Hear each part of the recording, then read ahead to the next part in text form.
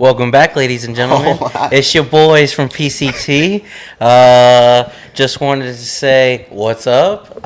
We're here with another episode. I got my boy CJ right here, the host with the most, and y'all already know. How you doing today? Good. How are you doing? Good. At the end of the couch over there, we got our other co-host over there, Zachary the Goat Scott. I shouldn't have to say. You know his name, not his story. Exactly. But as our special guest today, the one and only Dorian. Yes, sir. Yeah. I guess welterweight. Welterweight.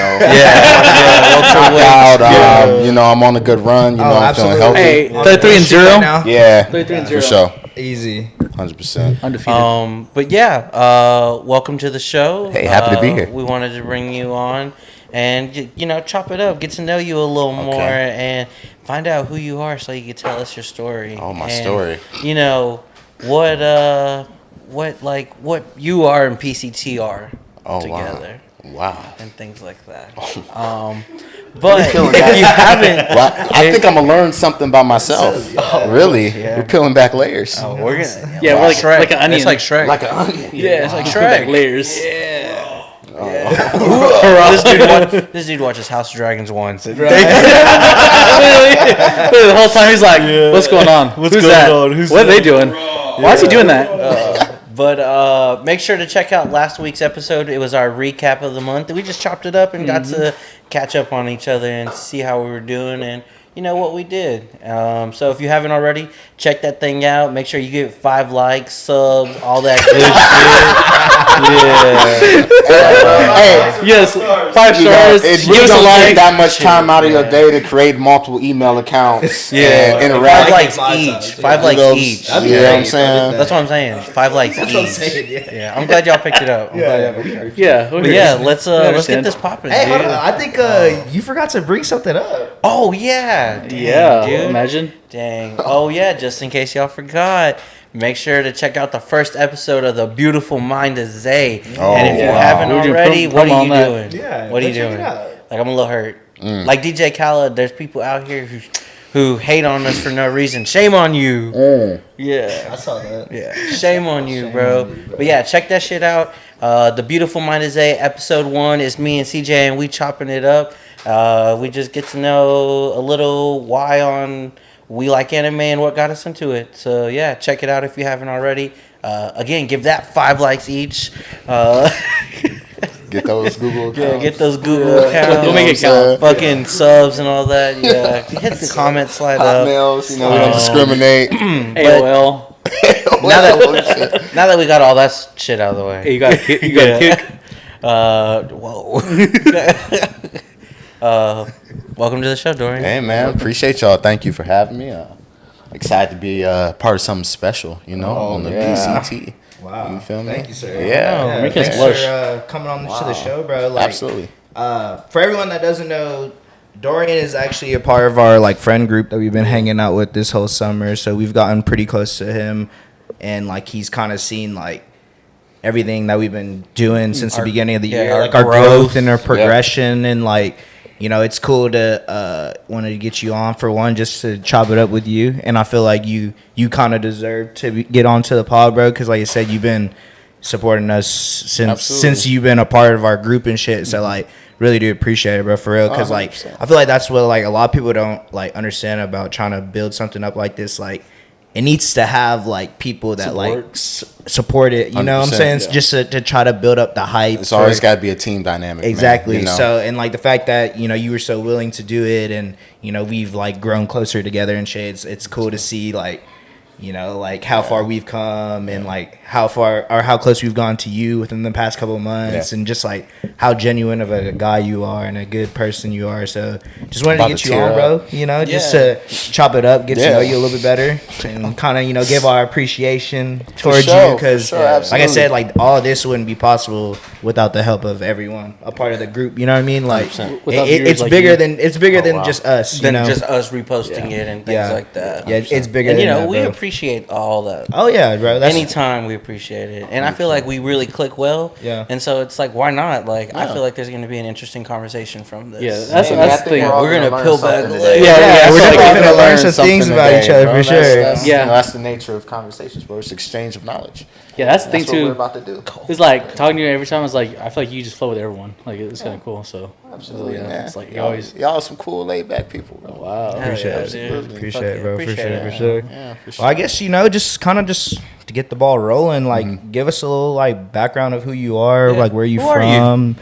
Well, that's classified. I can tell you. well- I can tell you the identity they gave me. All right. we really? could do I'm that. just kidding. We could do He's that. Jason Bourne. Hey, whoa, wow. We'll put a picture up of this right Oh here. yeah, that boy. Yeah, you know what I'm saying? Nah, man. So originally, I'm from Detroit. Grew up on the west side, 7 Mile, kind of like the Schoolcraft area. Family was all predominantly from Detroit, both sides. Mom, dad. Ever as far back as multiple generations. We're kind of born and bred in Detroit. Yeah. That's kind of cool. Yeah, no, it's cool. Like It's definitely a culture shock, or a big kind of like cultural learning curve, so to say. Yeah. Moving to environment like Austin in 2007. Like Pflugerville area in 07. Like it was pretty. It was like that. It wasn't country, but it wasn't a city. Yeah. Don't correct me. That's a major city. Or correct me. I guess. What? Detroit, right? Oh, that's a absolutely. major. I mean, it's it was. It's called and the Motor City. That's what I said. Yeah, in its prime, it had a population comparable to like Dallas. It's not really. That's It's a freaking megalopolis. Yeah, it was pretty megalopoly. Megalopoly. You know what I'm saying? Yeah, what he said. Yeah. You know what I mean? It was, some skyline shit. It's pretty big pause, but Parts of Detroit kind of look like Gotham, because the buildings are, a lot of skyscrapers date back to like the 30s. Oh, so like the gargoyles. Yeah, all that. We got You were like, Batman is definitely gonna jump off there. Yeah. There Somewhere. Yeah. Hey, But guys. yeah, so spent the first 10 years of my life in Detroit, growing up, and really predominantly kind of two different settings. I had my Monday through Friday.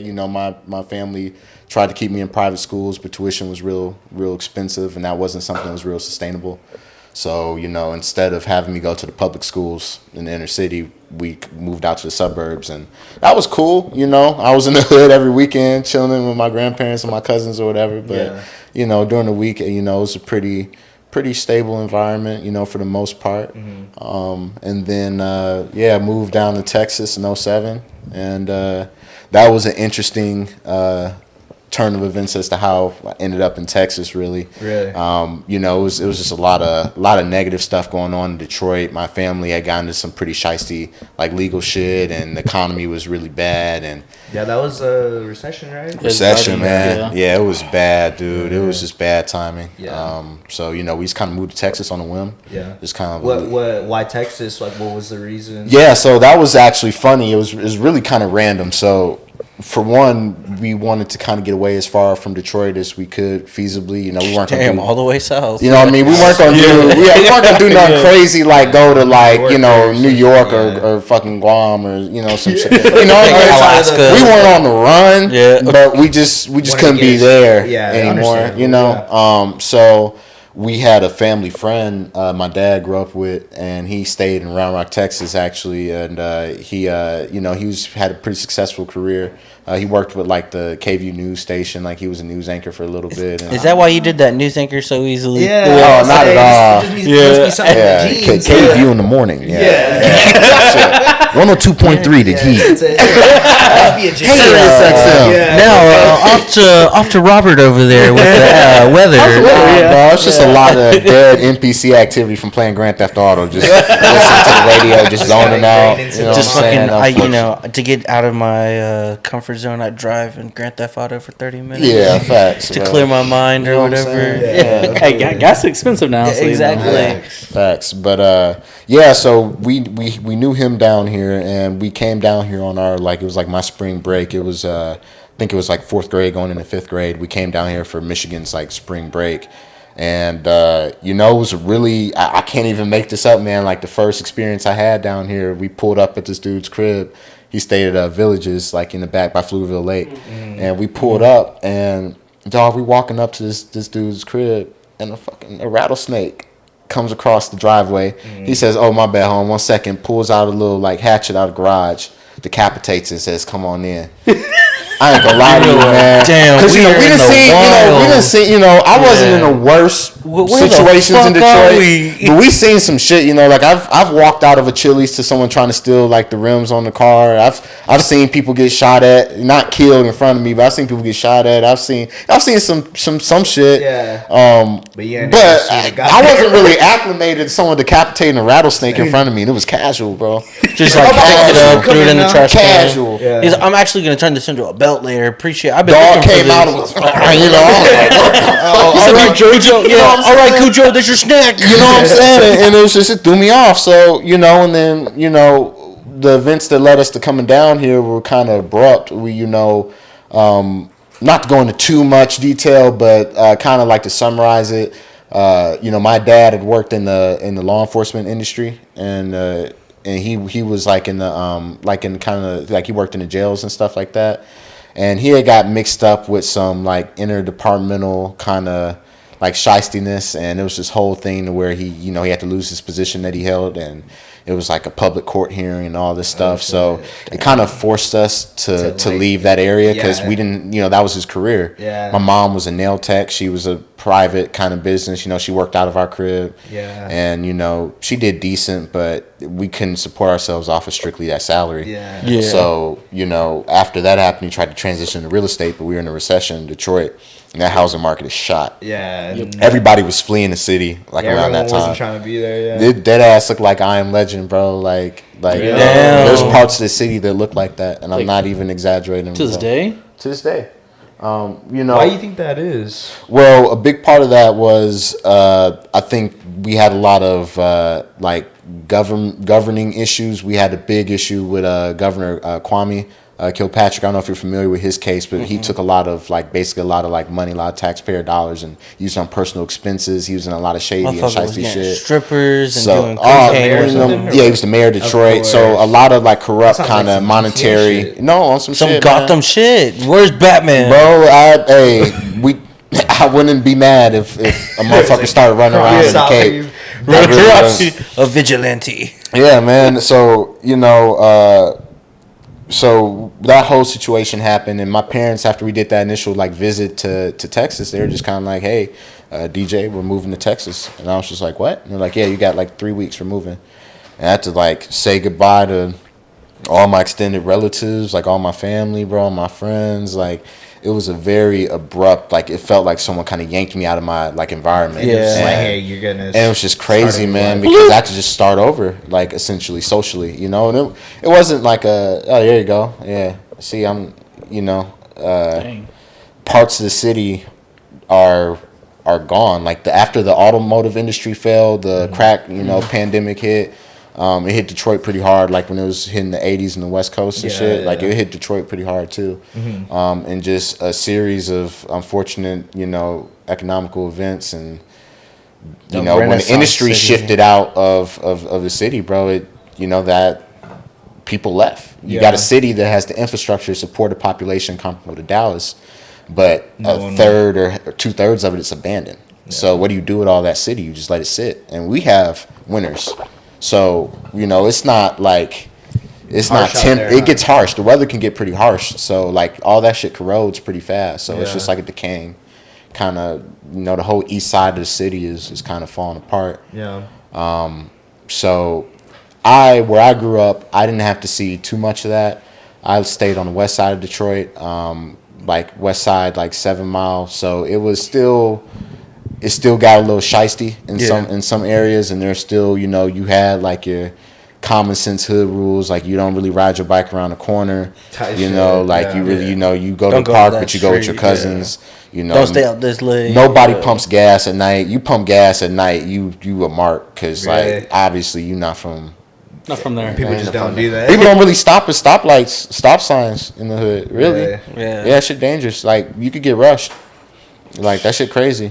Don't get caught with no Hellcats or SRTs or Scat Yeah, Packs. yeah, I heard Those about are that, real. yeah. And they break them boys down. Like, have you seen images of people breaking the cars down in Detroit? Yeah. There's a Vine. Someone literally, there's like an aftermarket, like not aftermarket, but it comes with the car like stereo, like speakers. They pull that stuff out. Dog. I was like, bro, how do you even get to that? Dog, they straight up broke down some of these Chargers down to the chassis. Look, that blue one right there. They work in the plant. You know what I'm saying? They took the whole and I engine. promise you, they did that shit overnight, bro. Oh, yeah, they they- came out the next morning and was like, oh, nah. They be way. doing, look, bro, they got the Explorer, bro. Let my boy live. But So that's kind of how. Detroit so is. you know, so Detroit now that's like the worst of it. Yeah. Because Detroit I feel also like- is a city that has pride. How Texas has state pride, Detroit has city pride like that. Like I couldn't tell you what the rest of Michigan looks like. Really? I've been to San Antonio, I've been to El Paso, I've been to Houston, Dallas, I've been places in Texas. I didn't have that experience in Michigan. I just Really? was in Detroit. Really? You know, to almost to the point people will be like, "Oh, you're from Michigan?" I'm like, "No, I'm from Detroit." Right? I didn't. It's its own thing. Yeah, because the Yeah. Upper Peninsula and rural parts of Michigan are polar opposites from Detroit. Yeah, I would say like, you've never been to? I've been. Okay, so like, what is it like? It's comparable to like Canada. It's really? very aesthetically similar to Washington State, Oregon, Okay. Canada. It's a lot of trees. It's not it's not mountainous, but it's a lot of or upstate New York. If you know Okay, Syracuse, yes. kind of, sort of. I've been to Michigan. Buffalo. Yeah, you know, it's a lot of I've woods. I've driven through Detroit now that I think about it. Yeah. And we were just going to my stepdad has a family up there. His Yeah. niece lives up there. Okay. And his sister lives up there as well. So I've been through that part. And yeah. Yeah. So, you know, there's the way Detroit's kind of dissected, right? You got downtown, which is really kind of experienced like a renaissance, is really coming back. It's reviving. There's a lot of economy and industry going there, and it looks pretty good. I've been there pretty recently. It looks good. Downtown Detroit, as of recent, looks good. But you got this kind of ring of poverty that surrounds the city, almost like rings on like Saturn. Like you got your city, and you got these rings of poverty, and those areas are probably worse than they've ever been. And then you got the suburbs, which is pretty segregated, but as far as safety and stuff, it's just as safe as being like Cedar Park or Leander here or something. Like Okay. it's Yeah, it's pretty. it's a like, suburb. Yeah, you know, yeah. suburbs are suburbs, kind of no matter where you at, really. Yeah, Yeah. I would say that there's some suburbs that like will Still have, sketchy as hell, yeah, yeah. they're pretty Yeah. shicey, but like My suburb. the Ville, You stay off Rumburg. No. Okay. Yeah, say I was like, something Rumburg. wild. Oh, okay. scary, bro. You heard of some shots. I mean, Like like, a little wild off Heather Wild, bro. well, let's talk about like Pflugerville. It ain't like the like Nah. craziest, but like Nah. I mean, it's not like shit doesn't happen there. You know I mean, what shit Like, happens everywhere. yeah. So I understand You like, know, what you mean by that. so but, like, you know, so growing up in Detroit, man, I think it was personally a great experience because I felt like I caught kind of the end of like not the end of like a traditional childhood, but like, you know, we were the last generation right before like technology really popped off. Like, you know, when we were kids, you know, we had GameCubes and PS2s and shit like but that. it ain't. But we weren't on our phones. It's I had a not what it Game is now. Boy. We weren't Yeah. consumed Like, by. Not everyone had one. Having a smartphone wasn't like norm when we were like Yeah, No. yeah, Yeah. no, it Having a wasn't. phone in general, like as Yeah. a kid, was not the norm. Oh yeah. Dog, I thought I was somebody when I got a Motorola Facts. Razr. Yeah. Hey, boy, I picked that boy up. I was I like, had the I was like, I yo, was late, talk- though. yo, I got a Shit. phone. Can you what? Like, But I it broke- can't hear you, bro. it broke my heart though, 'cause I was late because the Razr dropped in like 05. Yeah. And I've been peeping them for a minute. I finally get one, and then the fucking iPhone hit the scene. Motherfuckers like, oh, you still flipping up? like, that's crazy. You know, motherfuckers got Sperry's and the Nike Elite socks, boy, the lanyard hanging out their pocket, the shell necklaces. That's They had the 3GS, not the 3G, but the 3GS. I was like, you got games on your phone, G? Yeah, we can watch YouTube too. What is Tap Tap Revolution? Yeah, but I'm still on the Tetris shit, talking, doop, doop, you know what I'm saying? Hey, So, click the number. Yo, there's a Zippo lighter on your phone. what, you got an MP5 on there? Hey, bro, I Drink a record my beer. stuff on my phone. Look, I'm gonna drink a beer. Watch. Yeah, bro. That was an era. So man. growing up in Detroit and especially like spending a lot of my free time, a lot of my recreational time, like actually kind of in the hood with my like family and my cousins and stuff. It was a fun experience because while you knew there was like certain dangers and certain things like you should stay away from, you kind of grew up in that environment, so nothing was taboo to you. Yeah. It was just more like common sense. You knew there was like certain things that you like just shouldn't do, and you just navigate around them. Yeah. So in that lens, like it really wasn't bad. Belle Isle, that was one of my favorite spots. So this island that's halfway between. It's on the Detroit River right there. And it's halfway between Canada on your right and then the United States to your left. Oh wow! And it was just like kind of like a Central Park sort of deal. They had like playscapes. They did like 4th of July fireworks there. All types of shit. But like that was a cool little spot to do family reunions, cookouts. They cap about fishing, bro. Those fish are radioactive as fuck. Also, supposedly, we supposed to have a beach, but like there'd be like glass. I mean, I haven't been there recently, but back in the Gap, like there was glass and needles and fucking. I got my grandma chewed my ass out I was trying to take my shoes off, go swimming, wash. She was like, hell no, you don't get tetanus. Don't do that, baby. Yeah, don't do that, baby. Eastern Market is a cool little spot. So Eastern Market is like this area that's obviously the east side of Detroit, and it's like a farmer's market. They do like seafood and like there's a big like Jewish and like Middle Eastern population in Detroit. So we have all types of like Jewish delis and stuff like that. Have you ever been to what is that? The market over in like Seattle, like where they do all the fish? Like I have not. Okay, I was gonna Where ask you they how like that compares toss to all that. the. Oh yeah. And then you got your traditional Motown shit, all the stand-up comedy greats and stuff. Great. But yeah, man, Detroit was a cool experience as a kid, man, because I felt like I had a traditional childhood. I was outside, like sweating, getting dirty in the grass, playing all day, Scraping your knee, scraping my knee, fucking racing up the block, Yeah. all that shit, bro. Like, who's the fastest? Race me. Let's find out. Let's find out. You Pickup didn't find me, games. bro. I'm not playing no more, bro. Yeah, you can use the spot, but like, I'm not playing no more. I can't be it. I'm not playing them out. Yeah. All that, bro. Yeah, bro. So that transition to Texas was a little steep, though, because I felt like I had kind of a buffer because, once we couldn't really afford to stay in private school, we moved out to the burbs for a second. We only were out there for a little bit because it was expensive. But I had like 2 years experience in like a suburban school. That kind of acclimated me, but it was still like primarily like black and predominantly like we had like a lot of like Indian people and like a lot of Middle Eastern people. Not really a lot of Hispanics or Asians. It was mainly just like black and Indian really in the suburbs. Yeah. And then in Detroit. Yeah, in Detroit, like in the suburbs, like it's a lot of like a lot of Middle Eastern people, Greek, that kind of demographic, and then. Hey, I'm not gonna lie to you, bro. Like, I was a kid when I was there, right? And I visit pretty recently, and I'll catch up with some people.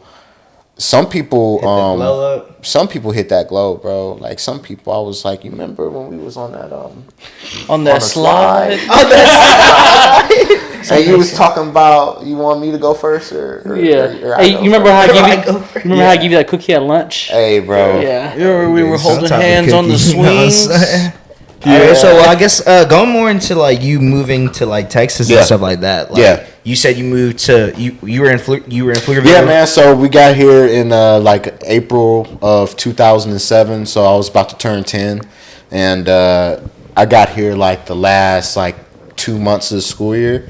So it was just like enough to kind of like dip my foot in the water and kind of get acclimated. It was just it was just weird not really seeing like any like that many people of color like in my schools. It was really kind of went to Murchison, like in the back of Pflugerville. So it was pretty like it was a lot of like white kids. It wasn't like too many people of color. So I was just kind of like, oh damn, like I don't know if I can relate to these people because my perception of Texas growing up in Detroit was just tumbleweeds and like sandy cheeks and fucking Alaskan bullworms and shit. Like I thought when I saw Austin didn't help, dude. But when we like moved here and actually started to explore Austin, I was really thrown off, bro. Like I saw the hill country, I saw downtown, I saw Zilker Park, and I was like, well, wait.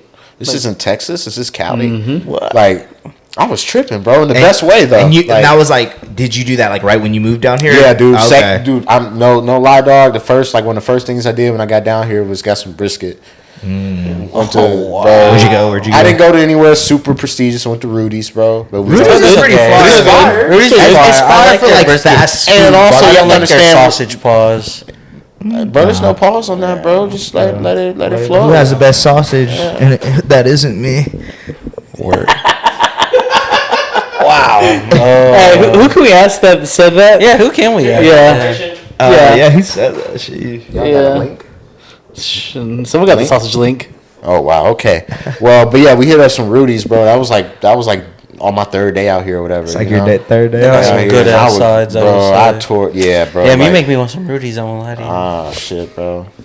Yeah, They dog. open? It's too late. You're gonna get what they scraping off from the day, bro. This Yeah, shit it's ain't gonna even be better. fresh. You get them He burnt said stuff. that's even better. Yeah, we get the sloppy burnt seconds. briskets, the brisket ends. So That boy getting rigged up. So yeah, bro. So you know, moving to Texas was just interesting because it was a much different environment. It was a lot slower. We got here. Pflugerville is still pretty rural. Yeah. And it was just the amount of trust and comfortability people had in each other was uneasy to me. Hey, It howdy. It was Southern uncomfortable. hospitality, right? Southern hospitality. So Detroit, you know, for example, right? I lived here for a couple years and went back to visit this summer. There's a lady a couple like paces behind me. I saw her in my peripheral. So when I walk through the door, I go to hold the door open for her. She stops and reaches in her bag like motherfucker, what? Like, And I was holding the door. Yo, for her. what? And no, dead ass. Like she dead ass stopped walking and she kind of looked at me and she's like, nigga, what? And I was just like, oh, I was just holding the door for you. She's like, I could get the door for my fucking self. Bro, It'd be like the. but like that, people are kind of like that in the hood because you don't really know. Yeah, you don't know. That's You know, like it's scary, bro. Like a car full of 13-year-old kids could rush your ass while you sitting on your front porch. Like should be like that be happening, bro. Yeah. So like people on edge. So being in Texas and seeing how nice and like I remember I got here, it was like 5th or 6th grade. I was spending the night at one of my homeboys' crib, and we were just hanging out, right? And then the next day it was like Mother's Day, and they invited me to go to like breakfast with them or whatever. And we're leaving the crib, and they leave the door unlocked. And I was like, "Hey, y'all forgot to lock your door." And they're like, "Oh no, we leave it open. It's fine." I was like, "But like all your stuff's in there." She's like, "Nobody's gonna touch it. It's okay." No, that is definitely a thing. Yes, dog. That's I don't do that no more. Bro, I don't was do that uncomfortable. anymore. I had my little overnight bag, right? Like, and I I was like, have bro, things in there well, that my I'm not shit's trying up to there, bro. lose. Yeah, Like, like, you I would have hit it if I'd have known y'all motherfuckers was gonna leave the house open. Yeah, facts. Like, you know, like You it's came just- back, you ran in. Oh shit, bro. it's still there. So like, What? it's just wild, bro. So it's the episode. Y'all seen The Office? Yeah. All right. So you know the episode. Michael Scott is like hosting a little dinner party. He's showing off his little plasma screen TV that folds out the wall. We had one of those in Detroit. Right? It was cutting edge tech, dog. Shit was like 3K. My dad was so proud of that shit. Little shit. That little shit.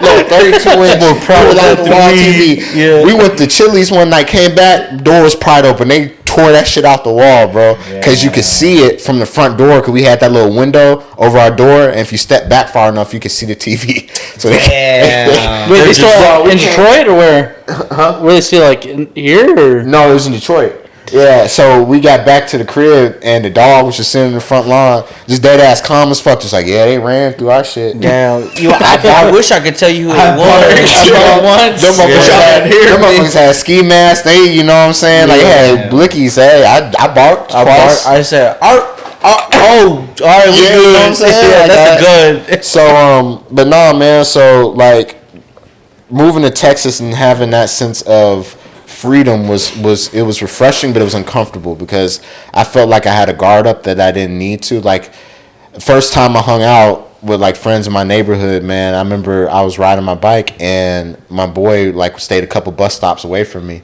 and he was like, "Yeah, just like ride your bike over to my spot after school, like we hang out."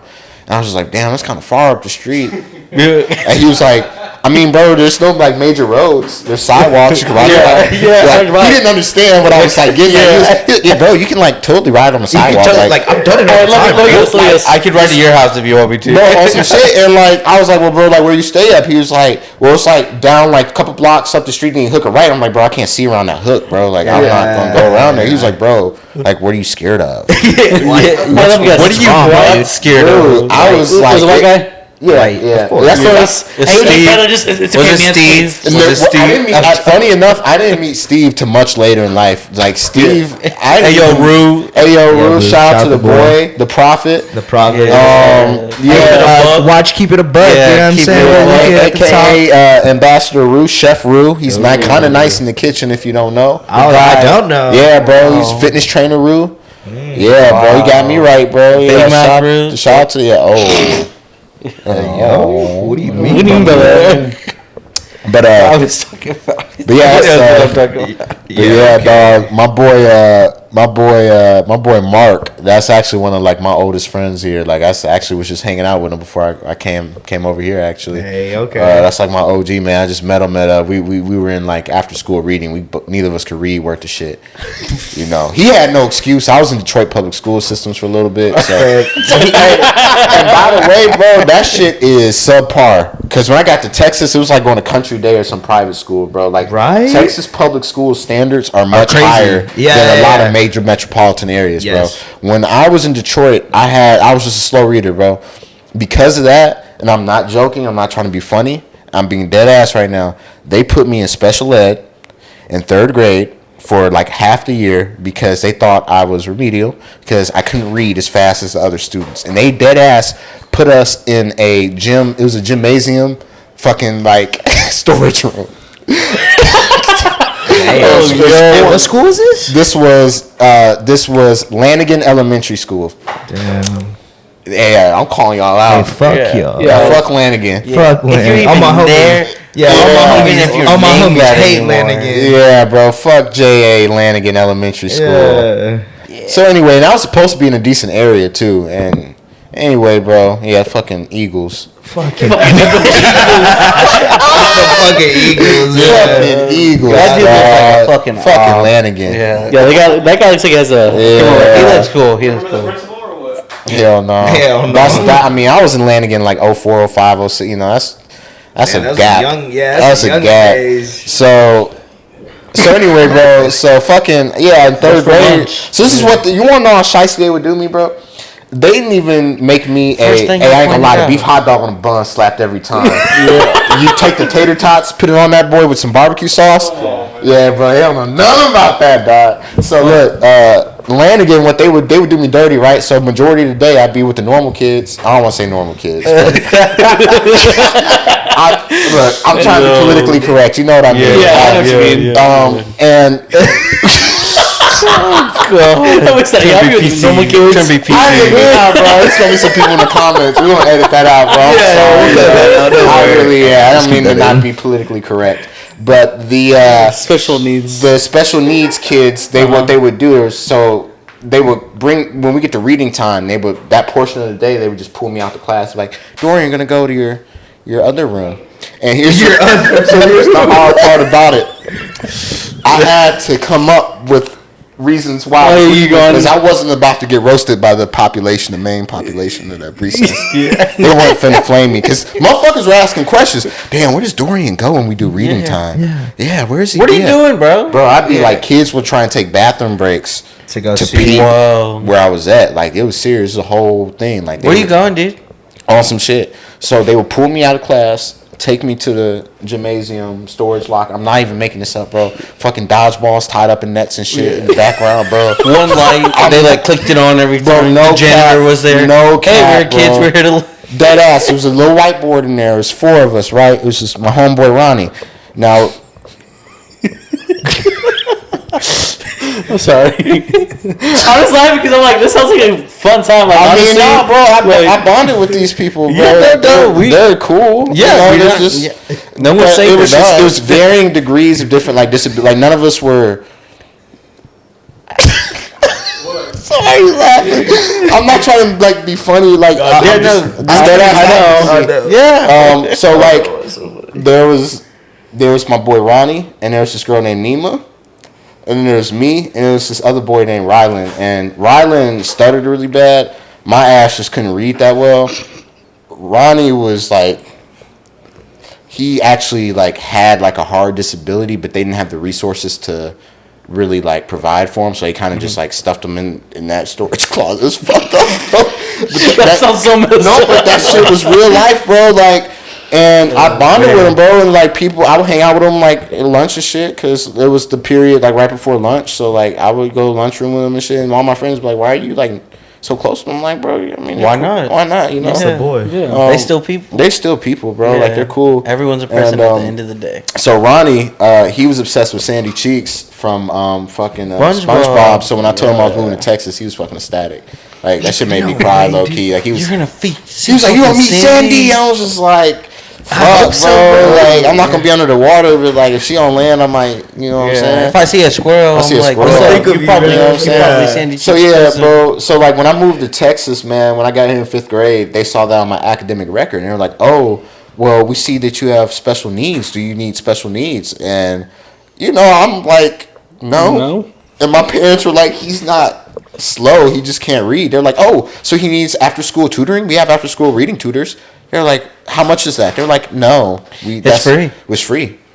My parents were like, "Yeah, that's what he needs." And Sign him up. Put him up. so that's how I met my boy Mark. That was a long-winded way of saying how I met my boy Mark, because he could. Both of us was in that bitch on popcorn reading, talking about the goose, the fuck. You remember? It's even messed up. They would always be like, you know what? Popcorn? Yeah, Dorian. Oh, yeah, Dorian. hey, that was the worst, bro. That was the worst, motherfuckers. Dorian. Dorian's like, I'm over here like motherfuckers. he's a fucking Arthur B. Like, It's really funny when you like stare at someone across the classroom too, because you about to pick them, like you're reading, look up for a second, you're just like staring at them hard, you're like, about to get you, I'm about to get you. my favorite was the person who wasn't paying attention. Oh, The page are we on again? Hey, no. God. You mix that person with the person that like, this can kind of mean, like can't read and stutters too. Like all I ain't three gonna of lie, those. I'm guilty of that in high school. I did Yeah. target some people in high school. Yeah, I did too. I feel bad in hindsight, but like At the time. at the time, it was pretty funny, bro. Because like we were then you we were realize- all in on it. Yeah. Like everybody in the room. Like so, Then we you knew realize who how were long it strong takes readers to, and like, who weren't. finish like a goddamn. Bro, chapter. we would pause for dramatic effect, bro. Like we'd be reading like Hamlet and that shit, and like they'd be like, "All right, now next," and you'd be like, "Mike." No, fuck. No. I'm like, okay, I picked the person that like couldn't read, wasn't paying attention, and stuttered, because I was like, damn, bro, like pick a struggle, like. If you can't do that, just pay attention. Like at least pay attention. Like At least know where we're at. at least act like you pay attention. I was like, if you look around like this, I'm like, yep, give me that, give me him, yep. Hey, I'm not gonna lie, man. For 2 seconds, I had an Android, right? And that boy had an IR blaster, so I'd fuck with the The projector? You could roll it up, roll it down, like turn it off, do all that, bro. I remember motherfuckers. Said, Boy, my English teacher was pissed. He called in IT twice, and the what third is time going on? he called the principal. And he ran the principal in there. He said, "Look, I'm not gonna lie to y'all, like y'all gonna have to face some serious consequences if this shit happen again. Like if y'all do that shit again, like I'm docking points." Or he said some shit like, some threat, right? And the principal come in, he sits in on the class for like 5-10 minutes. I shit you not, bro. The second that door shut, what the fuck? We were red, bro. I had like snot coming out my nose, bro, from laughing, bro. When was this? Senior year. This is senior year, bro. I remember this. God, dog. Hey, Mr. Crawford, it was me. I'm sorry. You heard it here on Park Card Songs. I'm sorry, Mr. Crawford. I was gonna have to come clean off of that after at some point before I answered and met my maker, But that man had a lot of patience, and I wouldn't be surprised if my man isn't there anymore, because we definitely tested that man. Show results. It might not be with them anymore. Yeah, it might not be with us no more, but yeah, man. So Dang. anyway, back to the transition. Yeah. Back to the transition, bro. So I met like a lot of my like close friends. I met in middle school, man. Went to Kelly Lane in Pflugerville. I stayed in that little triangle. I was at Murchison, went to Kelly Lane. I was at Hendrickson, so you could see all the schools. Like you knew exactly where you were going. So like. Kelly Lane was cool. Met a lot of people. That's where I met like a lot of Pflugerville cats. I met like, Taj, and I met Devin in middle school. He went to Parkcrest, but I would meet him at track meets and shit like that. Val, all of them I met in middle school, and then went to Hendrickson. And high school was cool, bro. Like it was kind of I was low key in high school. Like I was kind of like at the functions, but like I wasn't at everything, and like I had a really close knit friend group I kind of kept up with. And I was just cool with people in class. I just didn't really do stuff with a lot of people outside school. I was just like cool with everybody in the classroom. Like, understandable. You know what I mean? Like, Yeah. Not class clown, bro, but like a classroom personality, bro. Yeah. Like, but I wasn't really too active outside of school like that. Same. I play any sports or anything? Oh yeah, man, I ran track. I did play football at Kelly Lane, man, and then like came back over the summer from 8th to 9th grade. Motherfuckers got growth spurts. You weren't there yet. Hey, bro, no lie, motherfuckers came back with like necks the size of fucking like quads and shit. Talking about, yeah, bro, you didn't grow. Imagine. Yeah, bro. So like that deterred me, bro. Like my whole thing, my dad was real let down by that decision, man, because he grew up in a very strict religious household. They were Jehovah's Witness, like my dad's side, and none of his siblings like practiced the faith. They're like, yeah, that was some nut shit growing up, like no lie, like. So he couldn't play any sports or anything, so he really pushed that on me. When I started to come of age and start to get a little bigger and stuff, he was like, man, you should play some sports, man. I got hit. I got popped real hard, dog. I was like, this is not for me, bro. Yeah. I ain't gonna lie to you, bro. Right then and there, I was like, bro, like my competitive drive went out the window, bro. Like I had to check my pants. Like I was like, this motherfucker pumped me, bro. And then I got a second win, right? So the whole reason I played football was because my boys played and wanted to play, and they all like we tried. It was A and B team. They're all on B team, so I didn't even get to play with them because I was on A team. But like I didn't start. I might have a football picture out there. So I was number one A team. 7th, 8th grade, back to back. District champs. Ask about us. Oh shit, cornerback. You know what I'm saying? Wait, how are y'all district champs? We were district champs. What you mean? This is awkward. That's weird, like bro. Middle school B team. It's just like it was B team. It was Yeah. B team district champs. Yeah. But bro, to answer your question, sports. So football. I never really took to basketball, bro. Like I was never good at basketball. Was never really coordinated like that, bro. Yeah, no. It was just never my thing, bro. I was decent at football. Played a pickup game and shit a lot, at the park and shit like that. It's pretty decent. But when I actually got to the real shit in the South and actually got the pads on, I wasn't really about that no more. You're like, damn, y'all are some big ass kids. Dog, they was running Oklahoma drills over concrete for fun. I was like, yeah. Sounds about right. Yeah. Welcome down to the South. Yeah, bro. I was like, that's crazy. So, I did a strength and conditioning camp because I got like a second win. I said, you know what? I might actually play football in high school. Why not? Like, there's so much clout down here for it. Why not? Like, it's just kind of cool to be on a squad type shit. Dog, I did strength and conditioning camp with that boy Jay, Samaje. Oh hell no! I saw that motherfucker like up close. I was like, bro, if there's a whole bunch of U's on the field, there's no reason why I need to be. I did strength and conditioning camp and dropped out. Like literally, when we got our schedules, I dropped out elective like instantly. I was like, I'm not in football no more. So I did. Coach was looking at you. No, damn it, Merriewether, what gives, brother? God damn it, brother. We're gonna have you on the fucking. We're gonna get Merriewether gun down, brother. Yeah, going crazy. Yeah, I was like, I'm sorry, bro. I can't do this. Motherfuckers got broken fingers and shit. It ain't even 7 a.m., bro. That's crazy. Yeah. You know what I'm saying? Going to class like, you know what I'm motherfuckers going to class and fucking splitting shit on their hands. I'm like, yeah, bro, I fucked my shit up this morning. Hey, bro, you have your pencil? Yeah, bro, I got you. Like, motherfucker, I'm half awake trying to eat some cold sausage pizza in the cafeteria. Motherfuckers got broken fingers, bro. I just wasn't really built for it. So football wasn't my thing. So I ran track. Okay. And, What'd you run? So I ran open 400. I ran the 4x4 relay, and I ran the open 200. Okay. So track was something I kind of settled on because I wanted to stay in shape, but I wasn't very competitive, and I also didn't really want to play like I didn't know what soccer was, bro. Soccer has like no presence in Detroit. at all. Like, so I didn't even know what positions. I still don't really know Same. how soccer works, if I'm being completely honest with y'all. I started getting more into it since we got Austin. Yeah, FC. and I love it, bro. Yeah, You bro. dig? The energy is nice at those games. Yeah, bro. Like, it's a vibe, bro. It feels like a party. Hell yeah, it's like a big you're in ass the club. tailgate. Like you're in the Yeah, club, yeah. It's like when they score and shit, they go crazy. But So you didn't really know what soccer was? yeah, I didn't know soccer. Wasn't really educated on the sport, and I wasn't gonna play tennis, bro. No offense to tennis players, it wasn't something I was gonna do. No. I think you're built for it. Pretty. I probably could. Where the ice had the ice on while you're doing it. Yeah, you know what I'm saying. Be dripped out. Yeah. Oh yeah, it do be clean. But yeah, bro. So I settled on track because I was like, that's something that will keep me in shape and kind of keep me physically accountable. It's got some sense of competitive nature.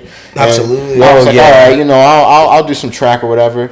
And then I was doing decent on JV as a freshman and sophomore, and then one of our varsity guys got injured, and It's your time to shine, time baby. on JV, and this was just in time for like regional. So I literally get the call from the coach. He just like pulls me in the field house. He was like, "Hey, Merriewether, so you're gonna look on that board today, and you're gonna be.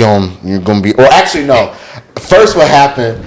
I looked at the field house roster because they print out the track meet and like who's competing and what for that meet. And I looked at the JV list. I wasn't on there. I was like, bro, what the fuck? I was like, I got the fastest time on JV. I'm eligible. Like what's going on? Where's my name at? Yeah. And then my boy taps me and was like, hey, yo, you on the varsity list, bro. I was like, nigga, shut up. So I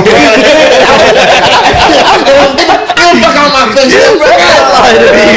so I'm ugly crying and shit. I run over to the board. I look at my shit. Sure enough, I'm on the 4x4 and open 400 for varsity. So I'm like, yo, what the fuck? Yeah. So then I'm walking past like the office in the field house, and then the coach calls me and says, hey, Merriewether, so I see you saw your name was on varsity.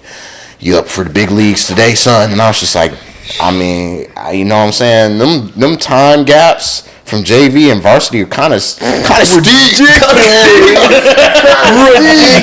wasn't really close. So I was just like, I'm going to do my best, coach. Yeah, I'm going to try. To put in perspective, man. So my fastest time in the open four was like a 52.7. So that's decent, but like cats were out there running 48s. Oh, and you have to understand, 4 seconds on one lap is like someone's like that's a huge difference. Someone's Huge gapping difference, you, bro. yeah. Like if someone got a 4-second lead on you there, that's like a half a lap damn near. So the first varsity event I run, I feel kind of nice, right? Because like they come in, and this happened at the same time they're doing Letterman's. So I meet the deadline. So I was in Spanish 2. I remember this shit, man. I was in Spanish 2. You know what I'm saying? Turn me up. What, you're a freshman? I'm a sophomore. Oh shit! Tell me some Spanish. I got Latina next to me, I'm habla español. You know what I'm saying? I'm Puerto El Baño. Donde ya está la biblioteca? Oh my God! I like verga. So I was in there, chilling, and then little office aide comes, little white, I'm looking for Dorian Merriewether. There's packets for you. It's a Letterman packet. I'm like, I'm bricked up. She's like, she said, what you like? You varsity football? I said, hell yeah. Yeah. Whatever you want, Michelle. Whatever you want. But she didn't need to know that, bro. Yeah, nah. So anyway, bro, I get my Letterman right. So this happened like it's the same week leading up to regionals, bro. So I'm trying to hype myself up. Like I'm listening to fucking, like fucking Linkin Park and shit in the hallway and shit. Transformers. You know what I'm saying? Like, I'm getting hyped up. And regionals comes around, right? We go out to Shoemaker. And motherfuckers got dreads, like 6'4". I'm sorry, I'm thinking of like you listen to what's that song about like Fort Minor? It's like 20% and 20%. I'm just picturing you just sitting there going like, remember the name. All that, bro. All that, man. You look like Michael Phelps. You know what I'm saying, bro? Like I'm in the locker room, like on my Creed shit. I'm like, bro, I was really trying to get dialed in, bro. So we go out to this fucking track meet, bro. 4x4. I get ate up. I ain't even gonna lie to you, bro. That shit was pretty tragic, man. What do you mean by that? Damn. So they put me as anchor. That's where they fucked up. They put me as anchor. This is my first varsity track meet. They put me as anchor. Why? And then they gonna tell me, the coach is gonna sit here and try and dead ass tell me a lie straight to my face. All right, Merriewether. So we got some 48 splits out here. Now, what's your fastest time? I was like, Coach, it's 52.7. Okay.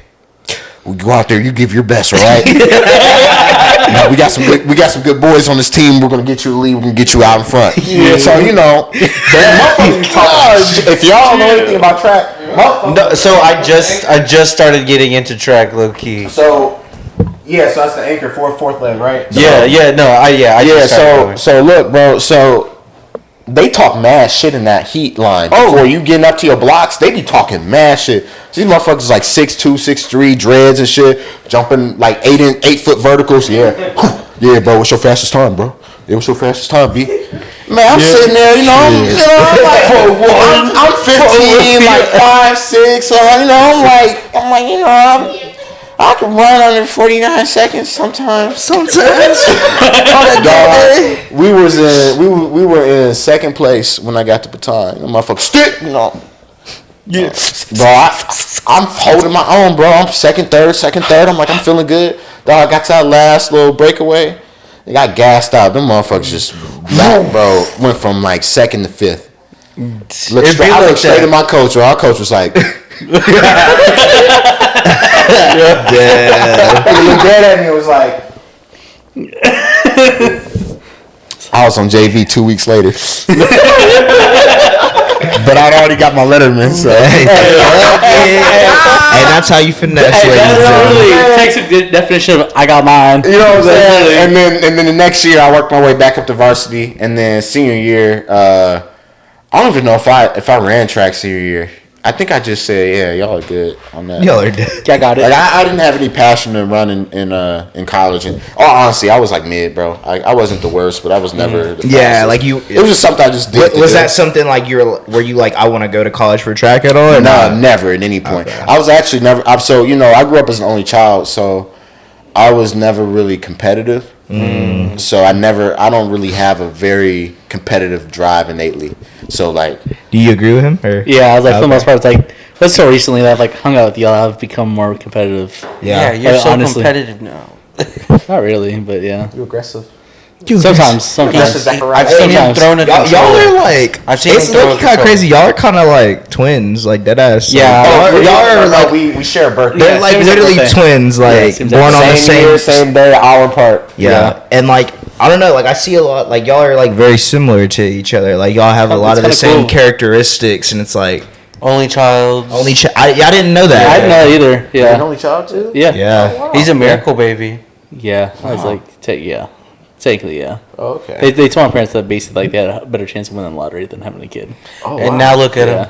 Look at him now. Literally, the only reason I was born was because the doctor would literally went on vacation because like mom was on birth control and stuff like that, and the doctor was like, "Oh, he's like no big," because he went out of town and she's supposed to have an appointment to get like a renewal on her birth control. Doctor's like, "No big deal. Like you can't have kids anyways. No big deal. Whatever." And then all of a sudden, like, he goes out of town, comes back, and he's like, yeah, we gotta do a pregnancy test just for you get to, like, a new renewal, blah, blah. And my parents say, all right, whatever. And they do it and comes back positive. Oh, shit. And there Zachary was. Literally, that's wild. I was like, if it wasn't for that. Zach. Look at Zach. Literally. 25 years later, a goat was, right in front of us. If it wasn't for him going on vacation, yeah, that would have been it. But, one thing I want to add real quick, I was like, about the, like, me and him being twins, it's kind of crazy, too. We went to Pluckers recently. This is some crazy stuff. This is a trip. Yeah. So, anyways, I had like posted my story of me and CJ eating out and stuff. So I posted my story of us eating, and he replied to my story. Dorian did, and it was like I slid up on the story. He slid up on my story. Wow. I slid up. He's like, is that spicy lemon pepper? I was like, yeah. I was like, why? Is that what you get? He's like, yeah. He's like, yeah. I actually also get spicy garlic parmesan. I was like. Right, no way, because that's the other thing that's on play. That's exactly like what I ordered. It was like the same Pluckers order, dog. I've never been to Pluckers with this man. Yeah, that's crazy. Yeah, literally, we've never been Pluckers. Just fuck her. That shit kind of crazy, bro. Yeah, that is crazy. Do you toss your fries like how he does? How do you toss your fries? Spicy garlic parm. That's a little weird, bro. I transitioned between that and spicy ranch. Wow, that's weird. We are peeling back layers, ladies and gentlemen. Layers. Wow. Yeah, bro. So Can y'all just fuck already? Yeah. Like, So do you also watch kind of? No, I'm just kidding. yeah. Hentai? Yeah. So yeah, man. Track wasn't very like passionate That's about what we're it. talking about. Yeah. That's right. Yeah, that's right. That's right. Track, yeah, or like sport, like in Yeah, like I was- high school. Yeah, like, I was never a competitive person by like nature innately. So like, you know, it was cool, but like I was kind of ready for it to be over with. Like I was like, you know, I'm ready to be a full-time student. You know, I Yeah. get to college, just want to focus on that. Yeah. And then, yeah, bro, I just like applied to like a whole bunch of like colleges, bro. Like, you know, I knew I wasn't gonna get into like UT or anything. They were taking like top 7%. I didn't really want to go to like a school that was super prestigious. I just wanted to get by. I wanted to go to college because honestly, my family pushed that on me so heavy because nobody had been to college in my family. I'm like a first generation college graduate from my family. Hell yeah. Congrats. So, thank you, congrats sir. for Thank you, real. sir. Thank you, sir. Barely get a shout out to Wikipedia, shout out to Quizlet. Hey, I heard that you're having to pay for Quizlet now. Yeah. Yeah. Yeah. I heard someone say that. Yeah. Y'all can't take Anyways, the degree back. I got yeah. it now. Sorry. Dr. Nyoka, I'm sorry. You did. But anyway, yeah, bro. So like I ended up settling on UNT, bro. And in hindsight, bro, I really do wish I would have had a different college experience because UNT for me was very like anticlimactic. Like I just didn't get involved in a lot. Like I wasn't in a lot of like you would have never known I was there. Like the only footprint I left, I feel like in my geography program we had like this like big ass like project. It was a hypothetical situation we had to solve, and me and my partner won it. So like we got cash prize and a little picture on the like geography building or whatever. But other than that, bro, you'll never know I was there. Yeah. I'm gonna go look for that now. Yeah, it's there. You got to go find it, but it's there. It's Where? there. It's in the ESAP building at the UNT college campus in Denton, Texas. Yeah, All right. Look it up. Maybe you'll take us one day. Environmental science building. Okay. I was So- like my building. So like, you wish you would have done like more stuff at UNC, or you just wish you went to a different school? You know, I don't know, man. Sometimes I think I kind of just wish I would have went to a different school, but at the same time, Yeah, but- UNT had a lot of things to offer. I just Boy. didn't take it, bro. He picked the dustiest picture too. I was like, bro, I was like 4 weeks without a haircut, bro. I was like, God damn, you son of a bitch. Can't believe you. Motherfuckers had me. Look, I was on the graduation floor, like on the floor, like where all the other graduates, and motherfuckers were tapping on. Hey, yo, is that you up there? I don't even know these people. We in alphabetical order. Hey, bro, is that your head up there? Where? Oh, Ignorant. Like they almost couldn't even get in with that. They said it was too big. And my mom was like, "Come on, this is like a one-time thing. He's our only child." She was like, "Fine." I was like, Yeah, I like that. That's But anyway, bro. So UNT was like, it had a lot of things to offer. I just didn't take advantage of. But at the same time, it was like I didn't really care for Denton that much. It was You gotta get AO in it, yeah. Oh yeah. It was like a commuter school. Everybody lived in Dallas or Fort Worth, so people Yeah. just dipped on the weekends. And if you weren't from that area and you weren't like acclimated or had someone to go hang out with, you were just kind of posted up in your dorm or apartment. Like it wasn't a lot to do. Yeah. Didn't really like find too many like passions in college either, man. Like my degree, like I kind of just stumbled upon that boy. What's your degree, by the way? So my degree is in human geography. Okay. I have a GIS tech cert and then a minor in business management. I don't use any of that, but I have it on a piece of paper. So, you know, it's I stumbled upon that, man. Went into college business, bro, and I was cool up until I had to take business algebra or calculus, one of the two. That shit gut checked me, boy. Like, Business calc is kind of crazy. Yeah, BizCalc 2 is. hey, man, I went straight to the academic counselor, bro. I have watery eyes and shit. I said, hey, so y'all got to get me out of here. She was like, well, what do you want to do? You want to be an accountant? I was like, no. Fuck. She's like, what do you want to be? Do you want to be financial advisor? I was like, no. She was like, you should be in a different college.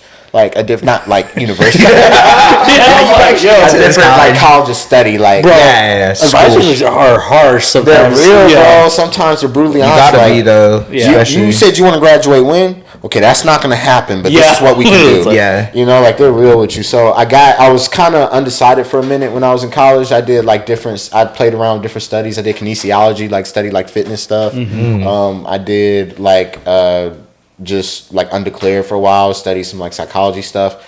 But I kind of was just running out of time, bro, because I feel like a lot of things college students have in common, unless you're going in for a specified field of study, you're going into the medical field or get your MBA or something along the lines of that, like, you don't really know why you're there. You're just kind of there because you feel like that's the next step. And that was a majority of the people I came across in college. Yeah. And I was one of them. Like, for a couple semesters, I was just floating. I was just like, I don't really know what I'm doing here, but I'm aging and time is passing, and I got to get them. And time, you know, is money in college. More semesters you're there, more you're paying for. Yeah, so it's like you're kind of under a pressure seat to get out. For me, at least, was financial. Cause I was like, I don't want to just be here forever. Yeah. But I've reached a point where I was halfway through. I didn't really know what I wanted to do, but I had already invested too much to quit. Yeah. And even though I didn't have a huge passion to like have a degree from UNT, I was just like, you know, it's something my parents are kind of riding on. And this is more so like prove it to myself. I want to prove it. I want to prove Absolutely. that I can just do it. Not that it wasn't the act of my degree specifically itself. It was more the act of like completing something that was an investment and a challenge that took years and a couple tears and shit. You know what I'm saying? Some blood, I want to maybe. see it through. You know? I like that. That was my approach on college, bro. Like, it was just really kind of, I was in and out. You know, I was decent with grades or whatever, but I was never like an honor student. But like, Where was your like college experience? Was it like, were you having a good time, or was it just strictly school? So okay, yeah, that's a good question, bro. So like, freshman year, I cut a little too loose. I think it was I didn't have a strict family. Oh, you did? I didn't. Oh, you like, didn't. I was also like going through like, you know, some personal shit. I was going through my first real breakup from high school sweetheart, and like I was just kind of like Going to a new city, wasn't really around like into everybody. my coursework yet. It was like a lot of like supplemental stuff, like, you know, English writing or college writing and bullshit classes, courses, like so you're weed out classes. Yeah, and you're in lecture halls with a couple hundred people, so you're not engaging really in your coursework. So I cut a little loose and just kind of neglected the academic side of it, and I was almost on academic probation. And then I was kind of like that for my first 2 years of college until I kind of found a field that I could see a light at the end of the tunnel for and create a roadmap for myself. And that's when I kind of stumbled across human geography and GIS, which is geographic information. I know y'all had somebody else on that's in GIS. Hey, shout out to Michael. That's what that's actually JG's homie. That's how we know him. So shout out the boy. You know what I'm saying? Go check out his pod. So y'all a little acquainted with the field of GIS. Yeah, so I stumbled across that field, and it was something that was new, and it was something I could see through in the amount of time that I had left, and I didn't have to take any extra semesters or anything. And I just kind of like homed in on that, man. I just took school seriously, started getting like a 3.5 GPAs and stuff, and actually focusing, man, and kind of really got on my like academic shit my last 2 years of college. And nice, but again, I didn't really make any memorable like memories. I felt like I have a lot of relationships like I'm grateful for it. I still hold on to, and that's really when I got close with my boy Rue, my boy Steve. So me and Steve, man, Steve and I were acquainted in high school, but we weren't close. We were kind of on opposite ends of the friend group. And I didn't really meet Steve until we were transitioning out of high school. We went to, we were in the same friend group, went to a couple kickbacks and stuff together, and like we were always in the same circle. And he went to a real private, like super conservative school. And they had like all types of weird rules. It was like, you can't watch like rated R movies. You can't have girls in your room. You can't leave your door all the way, like all types of curfews, all types of shit. Yeah, so he would hit me up on some jailbreak shit and be like, hey bro, so you go to UNT, right? I'm like, yeah, well that's 45 minutes from my school, bro. Can I come up there and kick it with you this weekend? And that just turned into like a every weekend thing. It got to a point where he knew more people in Denton than I did. Like he lived up there. Like he knew everybody I knew. Bro. He would go. There'd be times I come to Austin, come home for a weekend or a holiday, and he would still stay in my apartment and just be up there, just kind of just mobbing with the crew. Yeah, and I wouldn't even be up there. I'm like, this motherfucker. Yeah. What are you doing here? He's a socialite, bro. Yeah, absolutely. That's one thing about Steve, bro. He can connect and engage with any soul on this planet. Yeah. That's a crazy like gift that I think you possess as well. Really. Wow. Yeah. I mean, you appreciate that. No, for sure. Like y'all have a way of really like just kind of understanding and interpreting and actually like digesting what people are saying and what they're about, and bringing a counter conversation to the table that's meaningful. That's one thing Steve thrives at. So he would just be up there socializing, bro, like more than me, really. And so UNT was cool, bro, but it was just kind of like a blip on the radar. And then like I got through college and got a little internship working for a logistics company because it was kind of like loosely in my field. And that was cool. Then COVID hit, and that shit was like a movie. Like, that shit was like, our boss was just on some shit. Like, he was just like, hey, I'm going to stay at the ranch. I'm not coming into the office until we figure out what this thing is. Y'all don't have to come in. Y'all can work remote. Do whatever the fuck you want. I'm out. It's like, I'm not going to be there. He dipped off the Fort Worth. That boy was magic. That boy was gone, bro. That man was gone, man. So, like, that was kind of a cool experience. I kind of hated it. I'm not going to lie to you. Like, my internship experience with them was different than my employment, and they kind of like shorthanded the training and kind of threw me in with the wolves. And like, I was the first person in the morning, so I was dealing with like corporate execs, like VPs and shit. Like, where's my fucking freight? Where are my kiosks? Where are my LCD TVs? Where are my shit? And like, I'm like a rookie. I'm like, fuck if I know. Yeah. Do you want like this? No, my internship was laid back, bro. Like, it was super easy. I was just like answering phones and like doing organizational shit, behind the scenes stuff. Dog, like, is this a Krusty Krab? Bro, this is Patrick. You know what I'm saying? Like, this is a Wendy's. No, this is Dorian. This is a Wendy's. Yeah, bro. No, like a restaurant, not Wendy, bro. Yeah, bro. So like, so this was like after you had graduated? Yes, it's right after. So like my senior year, I had my senior year, my last 2 semesters, I got an internship with the logistics company because I had won this project. It was a competition where they gave us a hypothetical business model. There's a specific product we had to sell, and we had to figure out the best way to like set up distribution centers across DFW to satisfy same day delivery. So it was like this whole like hypothetical business model, and we had a product were assigned, and we had to do all the demographic research, figure out like market trends to figure out like what demographic was buying a specific product, where they were living, with the zoning of the city, all that stuff. And we basically had to create 3 distribution center locations to satisfy all of DFW. It was a whole thing. It took a semester to finish. But that sounds pretty cool. We won that project, and it had a $500 cash prize. So after that, appreciate you, bro. After that put us on the radar, and this company reached out to me out of Fort Worth. They're a logistics company, and they're like, "Hey, like, we want you." And I was like, "Oh, you want me?" I was like, "All right." What are you gonna do for me? They came to UNT on campus. I interviewed on campus, and oh wow, like I did an internship with them, bro, and like it was a cool internship experience, but the employment experience was a different story. No bueno. We'll break for this ad. He knows what he's doing, ladies and And gentlemen. we'll be right back from these commercial breaks. Quick word from our sponsors. Yeah, man. So, I'm in Fort Worth. It's circa 2019. Got this internship with this company, and it's a cool experience. It's a small freight forwarding company. I'm not gonna drop their name because I'm gonna say some shit. And that's cool, bro. You know what I'm saying? I feel like this is a safe space, to be honest, right? We bleep it out anyway. Yeah, and I'm not going back. Yeah, this company, so I'm gonna be honest about my experience. We'll bleep it out if you drop it. Yeah, you know what I'm saying? Got you. If you see someone in the Zay comment got you. He said section, he's gonna edit it. Yeah, for sure.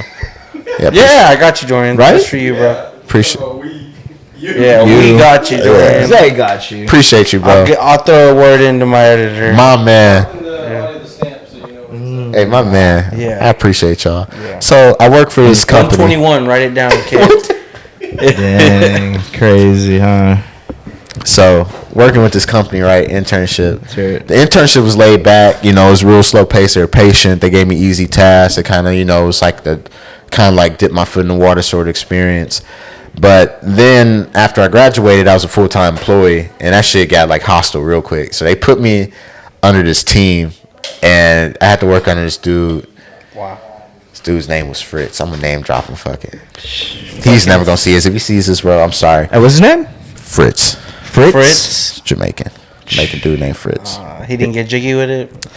Fritz was a great person. Fritz or what? Fritz was a great person outside of work. Okay. But to work under him was hell.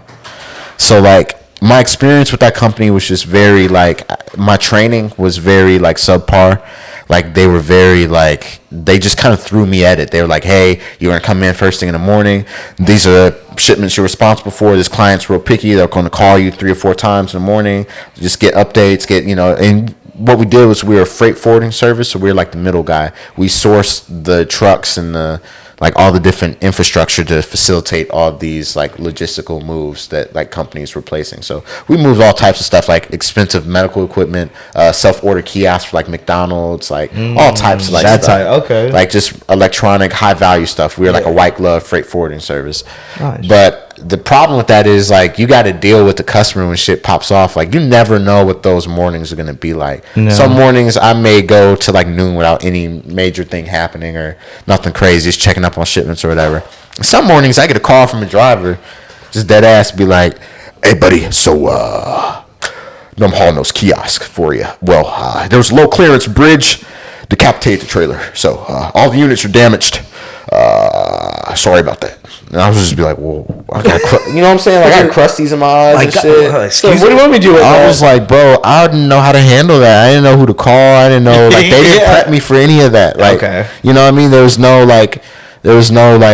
Training, really, no like crisis management training or anything. Really, like it was just kind of like you learn as you go sort of experience. And they were very like impatient and like the hours were crazy. We were salary, but they expected me to stay like super late in the day because we were swamped and like all this shit happened. So it was a negative like first employment experience because I was really, really miserable. Like that job right was, after college too. dude, that job was, and they were disrespectful, but like towards the end I lost my corporate filter because I had like a office filter to, you know, like you know, you have a certain composure you got to keep in the corporate environment. Absolutely, yeah. Regardless of how personally you feel or how your ego is, like, you know, people will reach out for references. People, you got to leave the best impression you can leave. I'm a true believer in that. Oh yeah, even aside from how you feel about people you work with or position in your job, you got to try and leave the best impression that you can.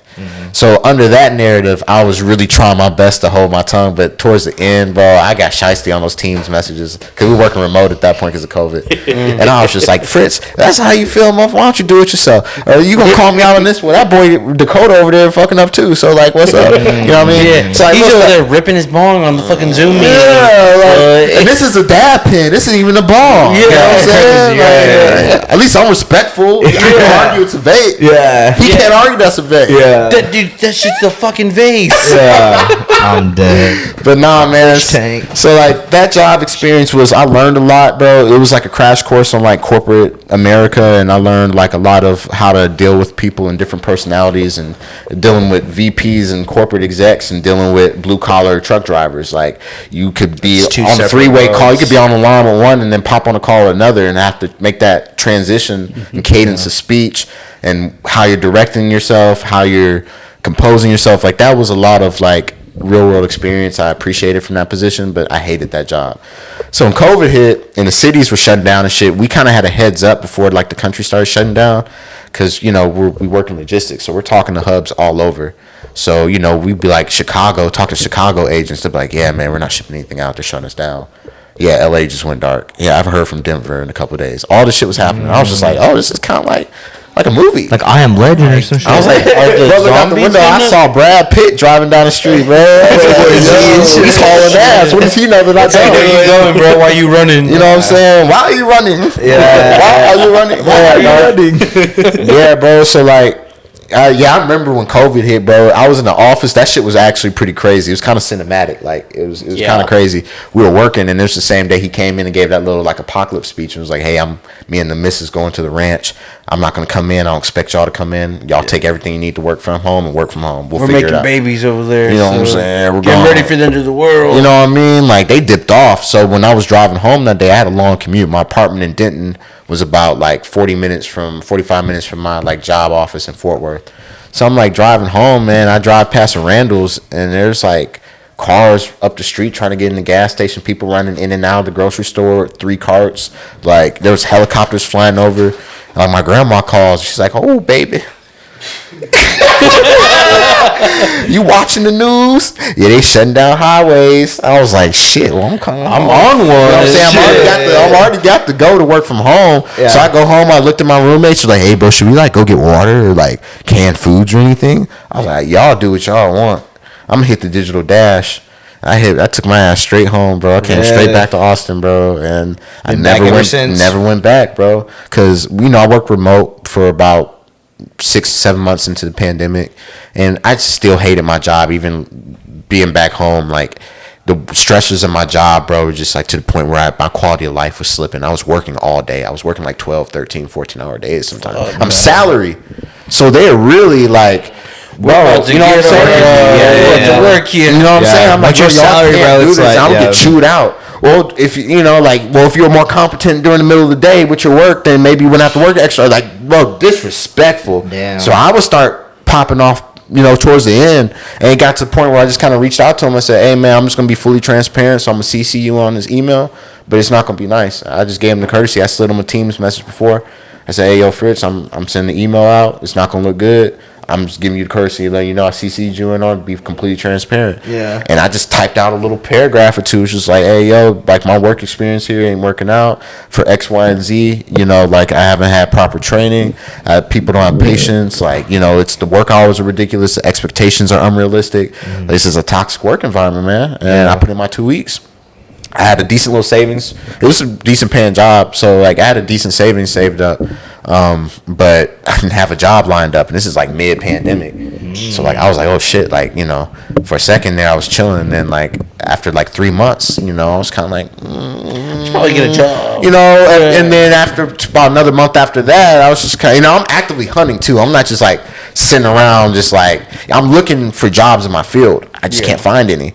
So I end up running out of money, bro. So I had to go to fucking work for Amazon, and that was like a fucking fever dream because I was a delivery driver for Amazon, and bro, like working mid like COVID during that shit was just weird, bro. They changed so many policies, and like working for like Amazon delivery, bro, you just work with some characters, bro. Oh yeah, you know what I mean? Like it attracts some sketchy individuals, bro. I did UPS overnight for a little. And okay, all right. You probably know worse than me. Oh yeah, totally. Yeah, bro. So okay, bro. So you did that. Yeah, I'm kind of preaching to the choir here, so I'll keep it light since you know what we're talking about, bro. But like, I worked with some characters, bro, and like I had to it was just such a polar opposite of what I was acclimated to working in an office and having a degree and telling myself like, hey, like because I have this degree, I'm never gonna experience physical labor again. Like I had this idea in my head, but like I was done. Like I was corporate from now on. I'm waiting for him to get put on the fucking conveyor belt line at GM. What? Hey, we'll talk about that in a second. Hey, I'd have been humble, bro. I was a cable technician for a fat minute, bro. I pulled cable like Cat 6 and like coax and shit like that.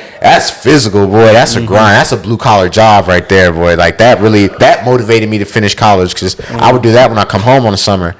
I'd fucking pull cable and like, I was like, this ain't it. Finish this degree. I'm about to get this degree. Shit, falling off of ladders and shit. Hell no. Working at Fort Hood, I fell through a ceiling, bro. Damn, what? Fucked up. He said fucked up. Yeah, bro. That was good. It wasn't like a super high drop. It was like I was on an 8-foot ladder. I was on an 8-footer. Oh, okay. I was at the top. I was up in the little school ceiling tiles. They pop open. Oh. I was up in there pulling some cable, and the ladder was kind of weak, and my weight shifted, and I leaned forward. Yes. You know what I'm saying? I leaned forward, and I went to grab a support beam, and I looked like it was attached to the wall, but it had screws housing, like it had screws in there, but they weren't actually screwed in. And I put my weight on there, and that shit shifted forward. I fell through like 3 of the tiles, bro. It was on like the dude's desk. Fucking back. hey, like I was on dude's keyboard. Movie. I was on dude's keyboard. Was he just sitting there? Fucked up. No, he wasn't in the room. Nobody was like, they were on their lunch break or whatever, bro. So like, imagine leaving, coming back, and no, bro, that's my coworker runs around the corner, man. My coworker runs around the corner. He's like, "Yo, D, what happened, bro?" And I was just like, "Fuck." I was like, "I'm bleeding, bro." It was bad. So we get a shop vac and we vacuum up all the ceiling tiles, bro. We put what's left of the ceiling tiles back. It's obvious. You know what I'm saying? We're cleaning up, but like you look up, it's fucking fat ass hole, silhouette of like an arm and fingers trying to fucking, you know what I'm saying? Motherfucker look like he tried to catch himself. Yeah, right. I hit the Chris Griffin fall through the ceiling, bro. I'm dead. Yeah, bro. So like, I definitely had appreciation of physical labor. I've had my fair share of physical labor jobs. Valet parked. I was a cable technician, did the Amazon shit. So I was motivated to get back in the office. It's just hard finding a job with that kind of environment going on in the world. Absolutely. Especially during the times and shit. Yeah, bro. That dang panoramic. Damn panoramics. You feel me? Yeah. So yeah, bro. So I did Amazon for 3 months, bro. I had to get the fuck up out of there, though. There was some crackhead. Boy, they was on some shit, dog. I got an official Amazon strike. I got a strike. Wow. What does I that mean? pulled up to the warehouse. So look, so it was some fuck shit, right? So I'm on my route. We got this thing called a Rabbit. And that's like our navigation device we use to scan packages and move on to our next route, all this shit, right? It's like a little phone. So it was having an error saying that this package was undeliverable, but I knew that the system was glitching, but it wouldn't let me do anything about it. And it's really hard to get through the support while you're on your route, like you're on a time crunch. So like I took a picture on my phone of the malfunction when I tried to deliver the package to prove that, hey, I was here, I was at the door, I tried to deliver it, wouldn't let me deliver it. So I had to move on. I couldn't just leave it. Like, it's this whole thing. It won't let you move on to your next package until you deliver that one. So I couldn't even navigate to my next stop without wrapping that up. So I couldn't leave it there. I had to take it back with me. So I go through all that shit, get back to the warehouse after like an 11-hour day, and the fucking warehouse person was like, hey, so you didn't deliver this one package. We need you to just take it back over there. And I was like, nah, this is what happened. I showed them a picture on my phone, showing them, like, oh, we're sorry about that, but they're looking for this package. Like, you have to take it back. I was like, I'm not taking it back. They're like, well, it's going to be like an official strike on your driving record if you don't bring it back. And I was like, okay. Suck home. Yeah. So I was like, Yeah. Like, I'm about to go home. yeah, don't be a free off after 6:30, motherfucker. You feel Know me? what I'm saying? Got up out of there. Yeah. So Amazon was, yeah, bro. I didn't take anything away from Amazon. Like, I'm trying to like word phrase this like I took away something from Amazon. That was just like a fever dream. Yeah, I didn't take anything Like away from UPS. I forgot I even worked there. Besides that, there are some crackheads out there, and the dudes that work out or that work overnight, it really is that like meme of that dude from Harry Potter, where it's like this is the people from that work overnight, and he's like holding the guns and he's like going crazy or whatever. It really is They be like out there, that. bro. Yeah, no, that really be out there. They like have you that. some shiesty like apartment complexes. Like I've seen all types of parts of Austin because of Amazon, bro. I've been deep in the hill country and I've been like deep off like Lamar, like deep in like East Austin, like little Section 8 area that's next to Starbucks and shit now, which is I don't know how that worked, but Austin, I guess. That's awesome. Yeah. Gentrification. But At its finest. yeah, bro, I did Amazon for a minute. This little gig I got that I'm actually still working right now currently. It's just this company called ERIS. It's an acronym. It stands for Environmental Risk Information Services. And what they do is they provide these like environmental like footprint reports for commercial real estate companies. So like people, let's say like HEB or some shit wants to open up a new HEB supercenter. They got to know what the prior ownership of the parcel of land was, what the zoning is. They want aerial photography. They want ground soil makeup, what type of pipelines are in their water mains. Details. They want a detailed environmental footprint of the lot of parcel of land that they want to purchase to build whatever they're building on. And our company condenses all that into a report for them. And I work in the aerial department, so I focus on like aerial imagery from like drones and planes and stuff. And I like georeference images. So basically, I create Google Maps. Like they have interactive maps they can drag and select and stuff. And just like Michael, he has a Predator missile as well. Yeah, bro. He knows what you're doing, ladies. Yeah. What? You know what I'm saying? He said that's tight. You know? JD, you know? You know what I'm saying? That's pretty cool, though, bro. It's cool, Yeah, bro. yeah, It that's dope. sounds really dope on paper, but in all honesty, bro, it really doesn't pay well. And it's one of those things where it's like I have a really bad sense of complacency there because I feel like Mr. Incredible He's like, when he's typing in the cubicle at the beginning, bro. When they fast forward like 15 years later, bro, it's just Like typing and shit. That's what you're yeah. That's kind of how I feel at this job right now. I really like my company. It's laid back, bro. There's no like, it's ERIS. I see you struggling over there. I know. Iris. Iris, ERIS. fucking dead. Iris. That boy said Iris. Isn't that the IRS. IRS? Iris, bro, with an E. That boy said. Yeah, with the E in R. Iris, ERIS. That's what You start this off because you can't listen. That's it right there. Nice. Yeah, that's the website. It's kind of janky. Are you gonna be on the cover? employee of the month or? Oh, I'm like the seasoned vet. I have like, even though I've only been there for 2 years, like the company was really small and we just expanded like Fast. exponentially like since I've been there. So when I got there, there were about 6 or like 8 people in the aerial department. Now we got like 20. We got a brand new office that sits like a conference room that holds like 100 people. Like we got like rows of new desks and shit. Like they actually blew up. We absorbed another company and then we also hired a lot of people. And it's one of those like Gen Z jobs. Like you go in and like nobody's like checking your timesheet. Nobody's micromanaging you. We got music. We got speakers. We got like coffee machines and snacks and fridges and shit. PlayStation. All some Google shit. Like working at Google. Like it's cool. Playing Like ping pong when they're walking in. you know what I'm saying? We had a gym. Oh, hey, Dorian. We got a gym at our office. Yeah. So that's why you look like that. Yeah, I'd be in there, you know what I'm saying? I'd be sending out, sending out orders, When you're getting reps when in you're and hitting the shit. wall, when you're hitting the wall, you're You know what I'm "Fuck, I saying? gotta Sweating on the keyboard and shit. I don't clear care. I my don't mind give a fuck. real quick." I don't give a fuck. Bitch, you know what I'm saying? It's break room, my sauna, bro. We all musty in that here. It guy. don't matter. No, you. Yeah. Don't I'm matter. not no gym guy. And they said, I'm "Your just playing. cubicle." I said, "My cubicle. You can't smell me. We good." You know what I'm saying? Yeah.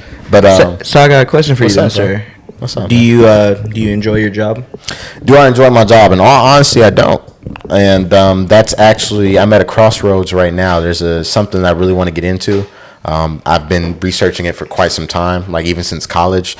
It's just like the barrier to entry for what the industry is just kind of hard. I really want to get into aviation, which is funny because I work with aerial imagery. I thought he was gonna say porno for a second. Nah, bro, I've already been there, done that. It's not as lucrative as you think. Hey, yo, what?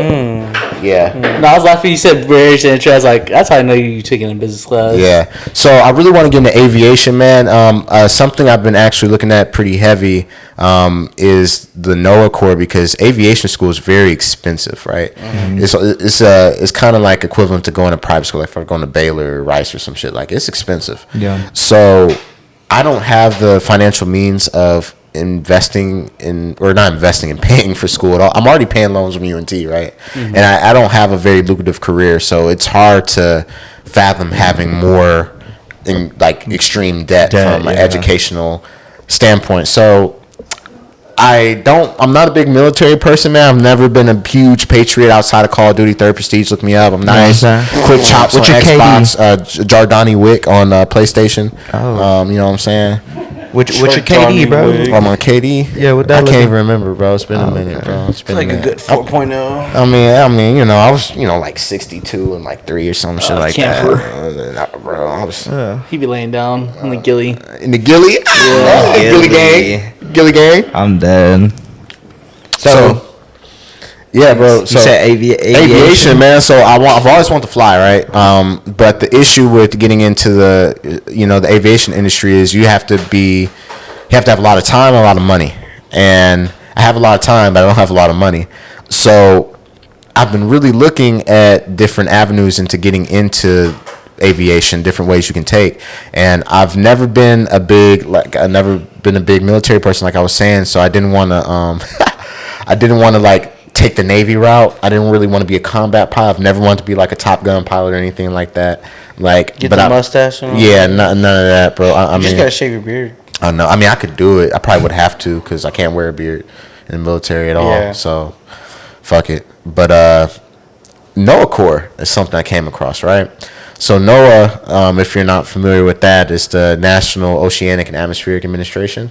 And they are responsible. They are one of the 8 uniformed services of the government, but they focus in like weather and strictly weather-related incidents, like evacuating people from hurricanes, flying through hurricanes to get like trajectories of where they're gonna like go, like what parts of the country they're gonna hit. Mm-hmm. And I'd only be in U.S. or U.S. territory, so I don't have to worry about being in any like overseas combat zones or anything like that. Mm-hmm. Sounds like the Coast Guard. It's very actually similar. You go to survival school with Coast Guard. That's part of the prerequisites for the training. So That thing's very scary though. I was like, I've seen the video of them like fly like airplane through like the hurricane. Yeah. And they just drop like a thing down there and like it measures all this stuff. I'm like, bro, ain't no way. Yeah, so that's kind of what I want to do.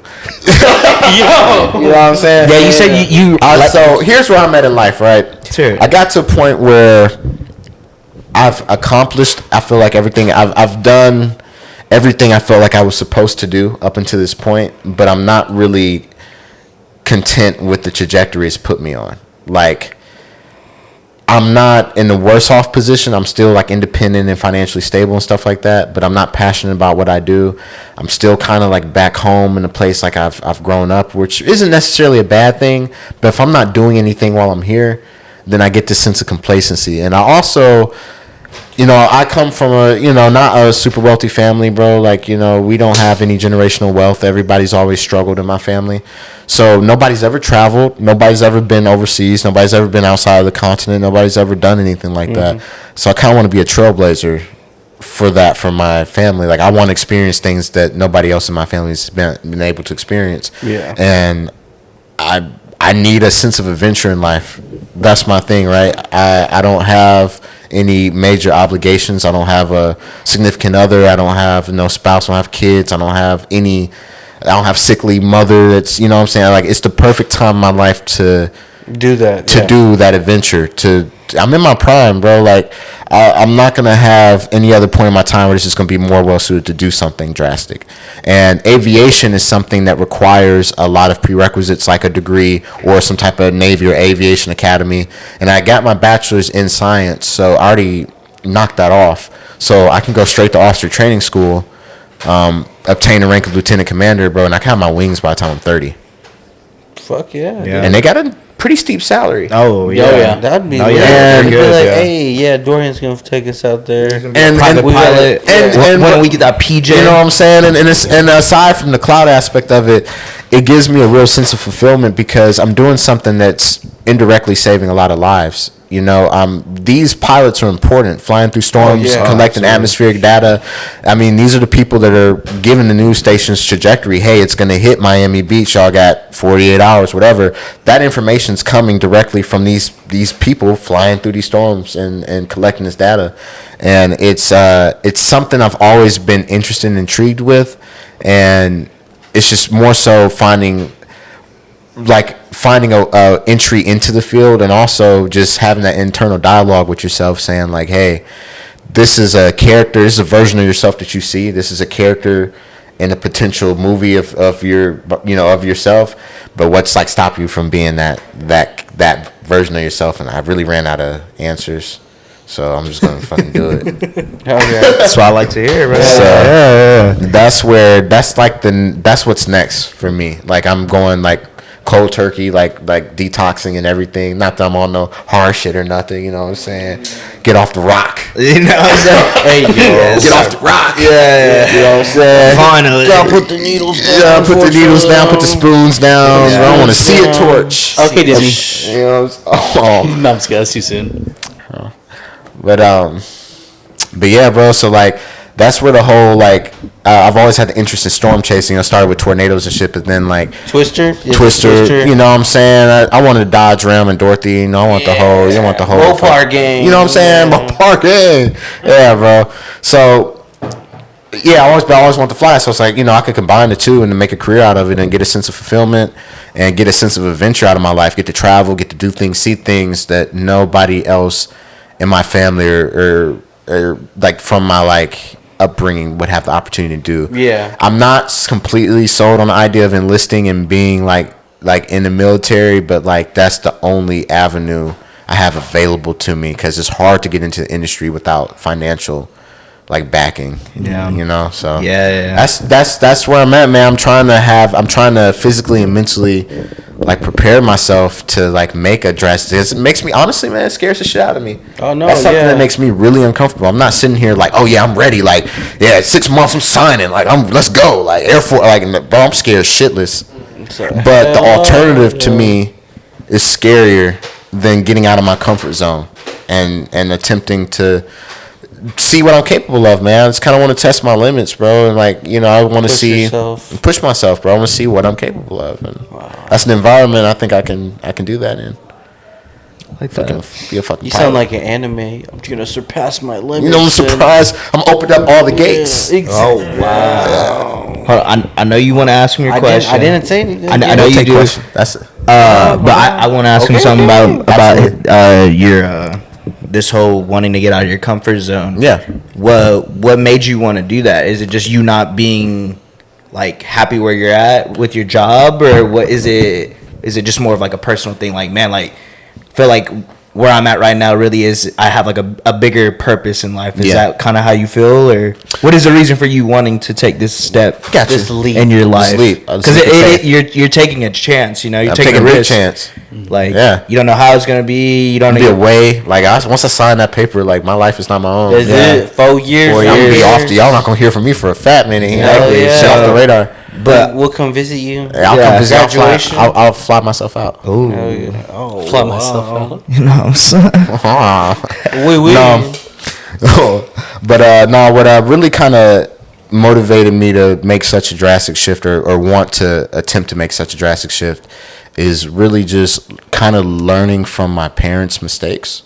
They did a great job at raising me, and they did the very best job that they could. And I think I wouldn't take anything back from my childhood. I had a great childhood, you know, but they always struggled, and money was always subject of like their like emotional state and their mental and their relationship. Like the lack of money and the struggle really seeped into every aspect of our home life, no matter how hard they tried to conceal it. And I see where the position my family's in now. You know, they're going through a divorce, and my mom's trying to figure out, you know, I'm helping her with bills and stuff right now, you know, just trying to keep the house and everything. But she's got to figure out how to make it on her own. And, you know, and that's not always something that's easy. And especially, you know, after 29 years of marriage, and, you know, so she's going through what she's going through, and my dad's still struggling financially. And I never wanted that for myself. Yeah.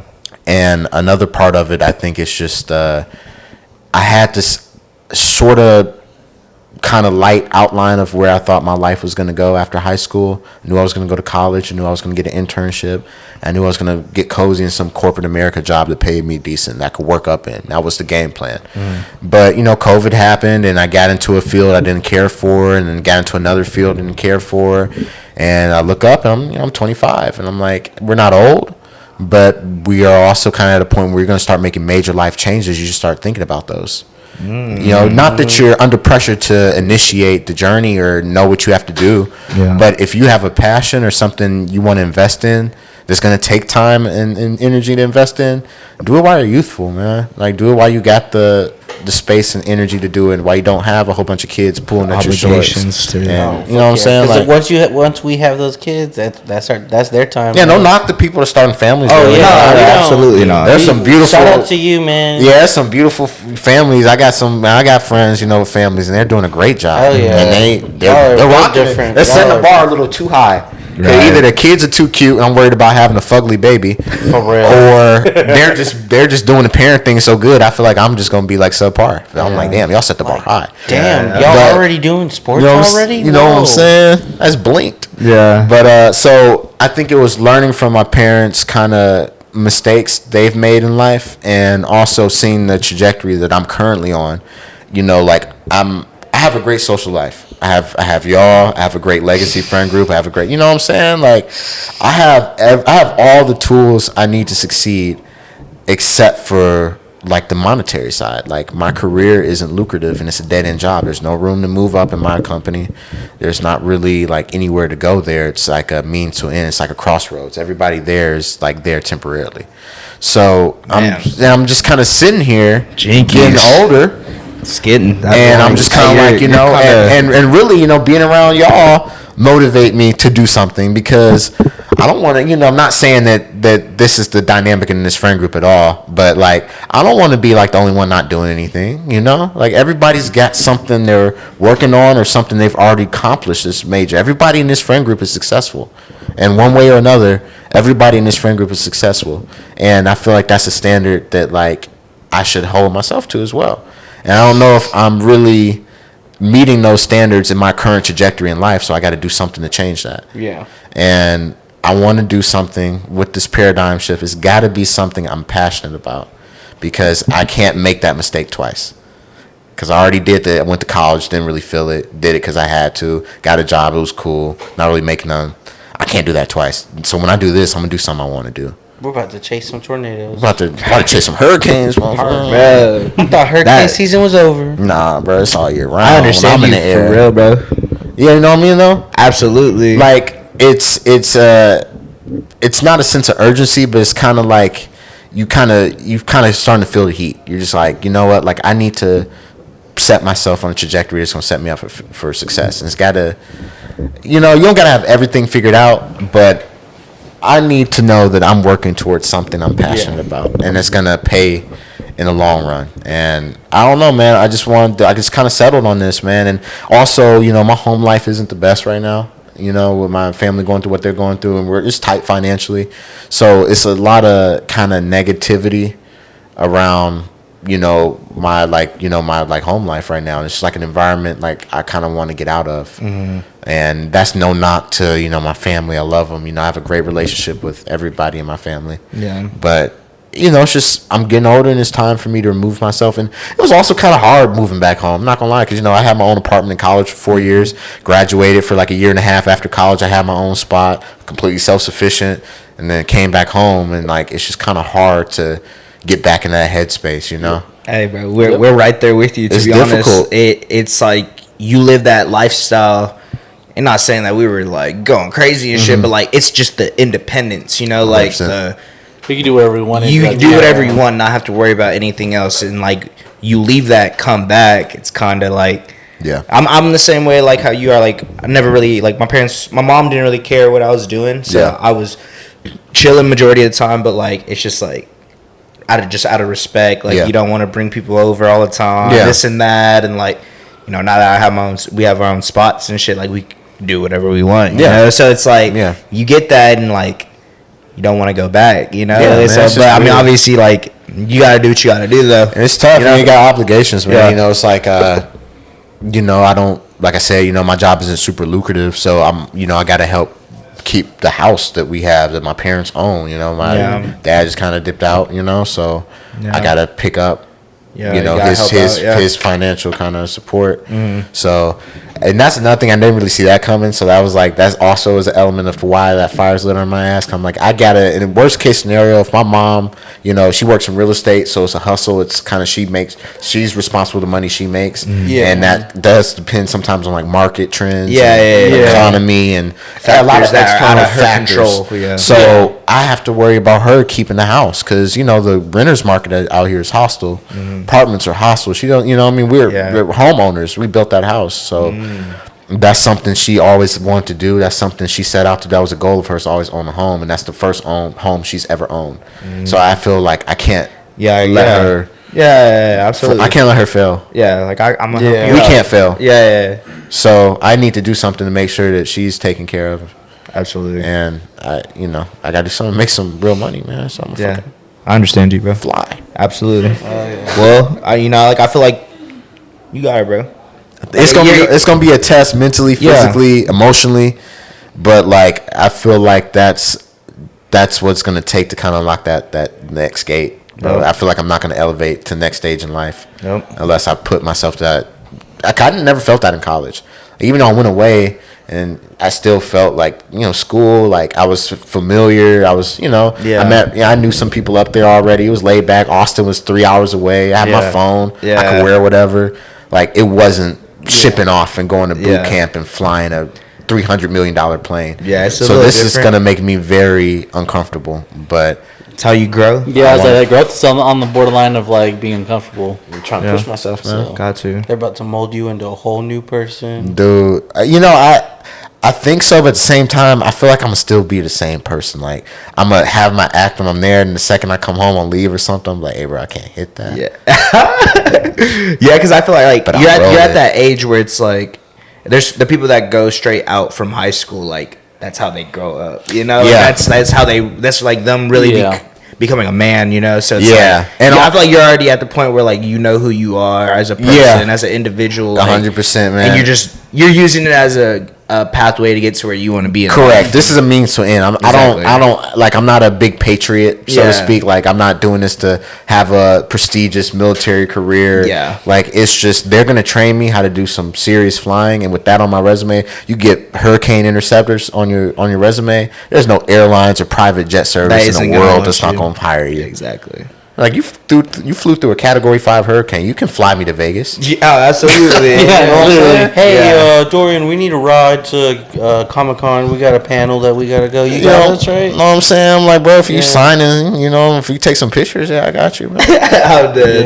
Yeah. Hey, we're going to roll it. We're going at Margaret, speaking to the box, tell your son we love him. I'm dead. Oh, that was a good movie. That was a good movie. Yeah, we're going to roll it. We're going to roll it. We'll end off on the question that Zay usually asks our Yes, sir. guests. Hey, how's it going? Hey, how are you? I'm pretty good. You? I'm well. That's good. Hydrated. We've been really peeling back the layers on this episode. Yeah, man. I've just been kind of talking, man. Just kind of Yeah. never. I don't have interview etiquette. It's my first. No, you're good. Nah, You're doing a great really job. well, actually. You know what I'm saying? Just For real. Pretty natural to keep natural it on the flowing. camera.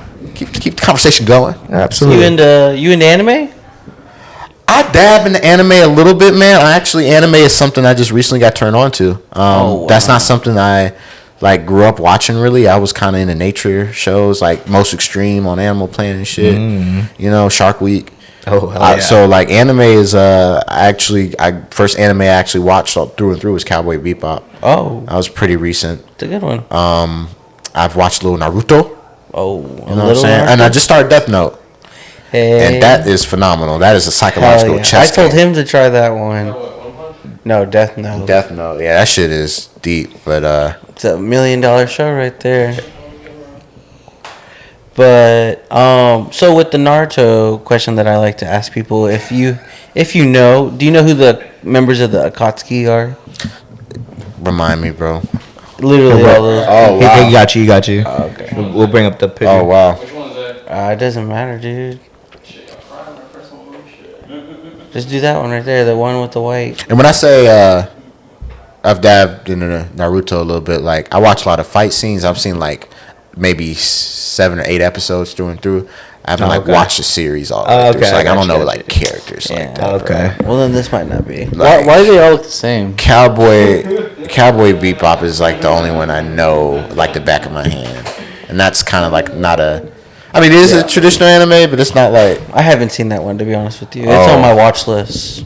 Wow, that is beautiful. Hey, subscribe to our Patreon to see his watch list of animes. You know what Oh I'm saying? shit! Put me on some heat. No, but no, his question that he usually would ask is just who's your top 3, but of the Akatsuki and shit. Yeah. But Oh, if shit. you don't, then that kind of went Damn, out the bro. window. Thanks a lot, Dorian. Thanks, Dorian. You got Naruto. Yeah. All right, well, what's your favorite meal? Go. Favorite meal? Hold up. I have a question that I want to start asking Absolutely. people. What is your favorite? What was your? We were talking about college and shit like that. And what was your favorite struggle meal in college? Oh shit, that's easy, boy. That was the bacon grilled cheese, and I did that with mixed cheese from I would come home and get shit ton of mixed cheese from HEB and pepper jack. Throw some bacon up in that boy and eat it with some ramen noodles on the side. How much would that meal usually Okay, cost? we said struggle meal, not flex meal. Hey, bro, we're talking 2 pieces of bread, some cheese, bacon. Bacon, expensive. Yeah, some ramen noodles, bro. So, I mean, this is circa 2017. This was before the fucking inflation. Before and shit. inflation hit. Let's see, pack of bacon. I was getting the generic shit, the great value shit. So that was probably what, $250 for a thing Maybe of 3 bacon. bucks. Yeah. Maybe 3. Pack of cheese, bro, and some bread. I mean, and I was $1. Yeah, ramen noodles ain't really shit. You're maybe Ramen's spending at less. least It was more. 10. So you didn't really, $5. you didn't really buy it as a pack. You didn't go out to set out to buy just that stuff. You just always had those ingredients around. Got you. It's more so making sure you were stocked up on cheese and bacon, and then everything else was just miscellaneous. More than likely, you're gonna have bread. Yeah, And then you more than put likely. Fiji water in there.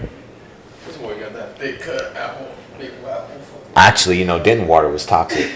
Dead ass. We did a project and they took a flame and they took some tap water and they no. didn't go out. Oh, Cause they do fracking. No, dead ass. They do fracking. do, yeah. You know what Really? fracking is? No. So fracking Educate is me. when they drill high pressure water or gas into the ground and it releases natural gas out of the bedrock. They take pressurized water and they shoot it into the ground and it cracks open the bedrock and then all this fossil fuel natural gas seeps out and we harness it. And the problem with fracking is it fucks up like ground soil water and like natural water discharge. Environment and shit. It gets into your water. So there was a whole zoning case in Denton where the city of Denton voted against fracking within like a set amount of distance of like residential areas, and the state overturned it. Like the city voted against it, then the state came and said, "No, we're gonna do that." Sorry. Damn. So yeah. So anyway, water in Denton was toxic, so I didn't use tap. I used the Great Value jugs. You know what I'm saying? Little 98-cent big ass gallon jugs, and just pour that bug in there because I wasn't fucking with that tap. Yeah, after that, like, no way. I wasn't finna lose no arms or fingers and no shit. You could have been a superhero. Gain arm or Gain an arm or finger. Get some girth. Baking grilled cheese with ramen on the side. That's my struggle. That's kind of fire. That's my struggle meal, bro. That's my go-to, bro. I was, you know what I'm saying? Like I was gonna make the most out of it. Since we're already here on the mic and shit, did I ask y'all that question? Have y'all answered Yeah, that? I think we asked that during Brandon's. You said what? During Brandon's. Okay. Because I said ramen, or I said pasta. And you said? We said chicken Alfredo. Yeah, chicken Alfredo. I said That's rich. I said migas. Yeah, that's right. Cause like Or like tortilla hamburger chips. helper. Hamburger helper. That was on Yeah. rotation. Because you Yeah. get some ground beef. Because we talked about this because I said Yeah. ground beef is like $4 now when it used to Yeah, dead ass be like $1. So the problem though with Hamburger Helper was I would get the munchies and I would tell myself I was gonna eat on this for like a couple days or at least like 3 you sittings. eat But it I'm in like, like kill the night. whole fucking pot. That shit. I get back after those Thirsty Thursdays, dog. Like $2 doubles and shit. I get home, Yeah, just going crazy. Fucking drive through line. I got the helper in the fridge. Yeah. Still fade at Whataburger.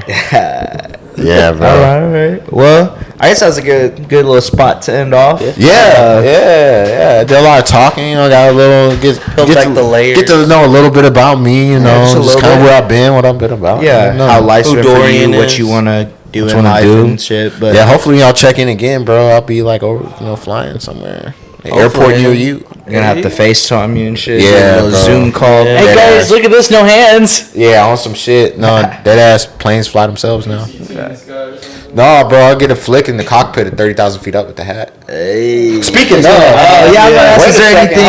Was there anything else that you wanted us or had any questions for us or? I got one big question, bro. Can you sign this hat so that I can have that when y'all like are on the JRE? Oh, bro, absolutely, You know what bro. I'm saying? We're on the late night Yeah. show with Can I get some Kimmel. Just like on the Can I get some anywhere. signature, bro? Yeah, I mean, yeah, bro. Or If do you you want to put- do anywhere, if you want to do like, I don't know, because I don't want to like sweat out right there. Yeah. Like under the bill or on the bill. But Okay. You know what I'm saying? Get Yeah. yeah. Wherever your heart desires. Wow, bro. this is I've never done this before. I need you to sign my hat. What you fam. said before. Yeah, bro. This is cool. Yeah, of course, bro. I'm honored. I'm honored, appreciate bro. you, bro. This I dude is appreciate for you, real. you know what I'm saying? That's live, bro. I appreciate that. Yeah. I need a signature from all y'all, even the man behind the camera, bro. Yeah. I need all the signatures. You know the hardest ass, bro. Trying You to gonna think pull how up there to do like, my signature. damn, you should sign. I'm like, yeah. What's the date today? The 23rd. I'm gonna put the Yeah. date too. Look back, you know what I'm saying? Wow. Yeah. Yes, sir. I'm gonna pass it around. I'll pass it to the Pass guys. it around. Pass it around. Oh, this guy. I had to get the signatures. Yeah, absolutely. Hey, Check out John Hancock. Yeah. The whole blade watch. And it like writes like perfect on that hat. He had us on the hat, you know. It was Dorian. Oh, shit. He's like, because we were like, you have any other questions or anything for us? He's like, yeah, could y'all sign my hat? I feel like was it Talladega Nights? Yeah. That scene from Zachariah. where he's like, well, yes, ma'am, I'll sign your baby. Yeah. Sounds like it. Oh, And then crap. signs a titty right after. Yes, sir. Y'all signature looks nice. You don't have a signature, dude?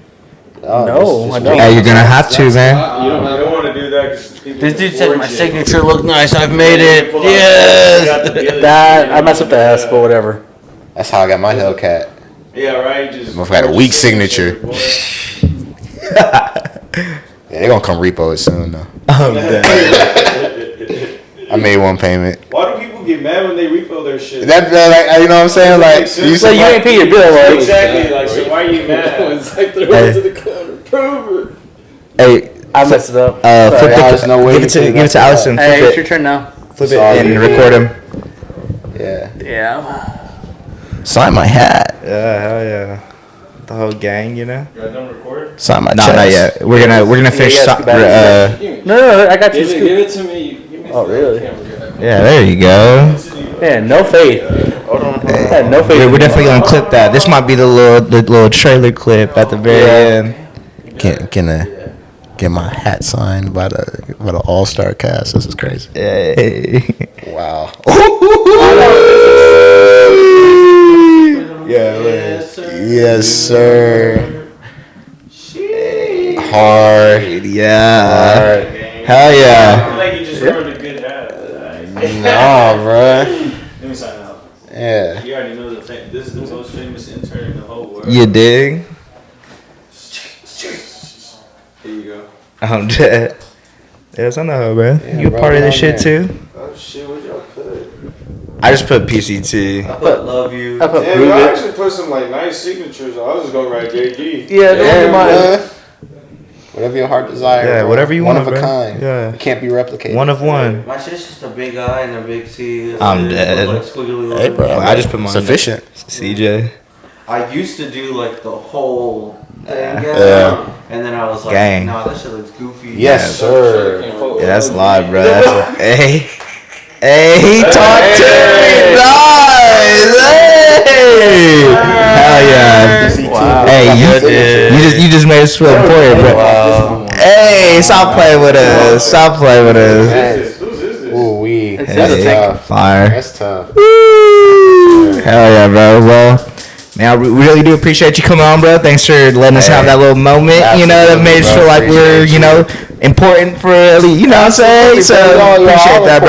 Thank y'all for giving me a platform to just kind of, you know, let people know a little bit about what I'm about and sit here and chop it up with your boys. And, Absolutely. you know what I'm saying? Anytime, man. Thanks for Anytime coming. you want to come on, like I said, anytime, Absolutely. you know, you're more important to this whole thing than I feel like you think you are. You know what I'm saying? appreciate it. Everybody is, bro. Like that's 100%. why, like just having y'all like support it and you know y'all believe in us and shit like that. Like it's dope. So like y'all have a big part to do with this more than I feel like y'all think. You know what I'm saying? So it's cool for you to, like I said, just come on and chop it up and share this little moment we had. But Yes, sir.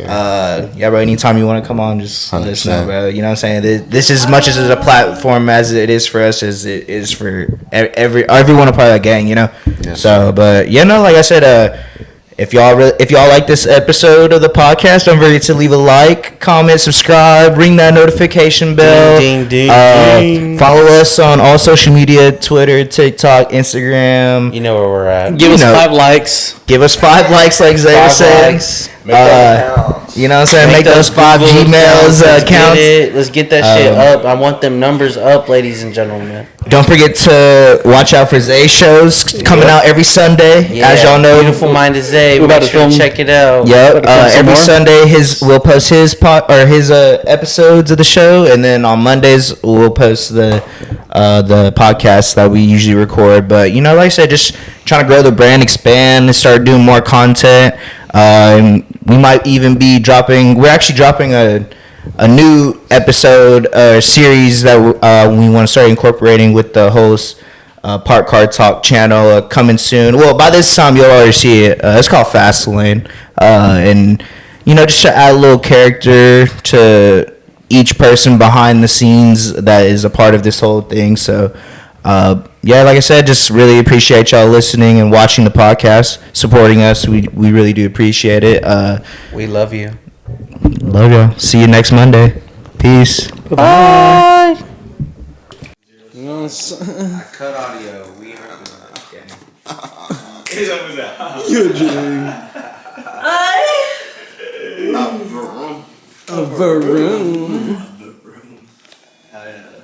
Yeah, you're natural. You know what I'm saying? I know. I was like, for someone that's never been on camera, I was like, you're not shy at all. Like, you're very. I've been on the camera. What do you mean by that?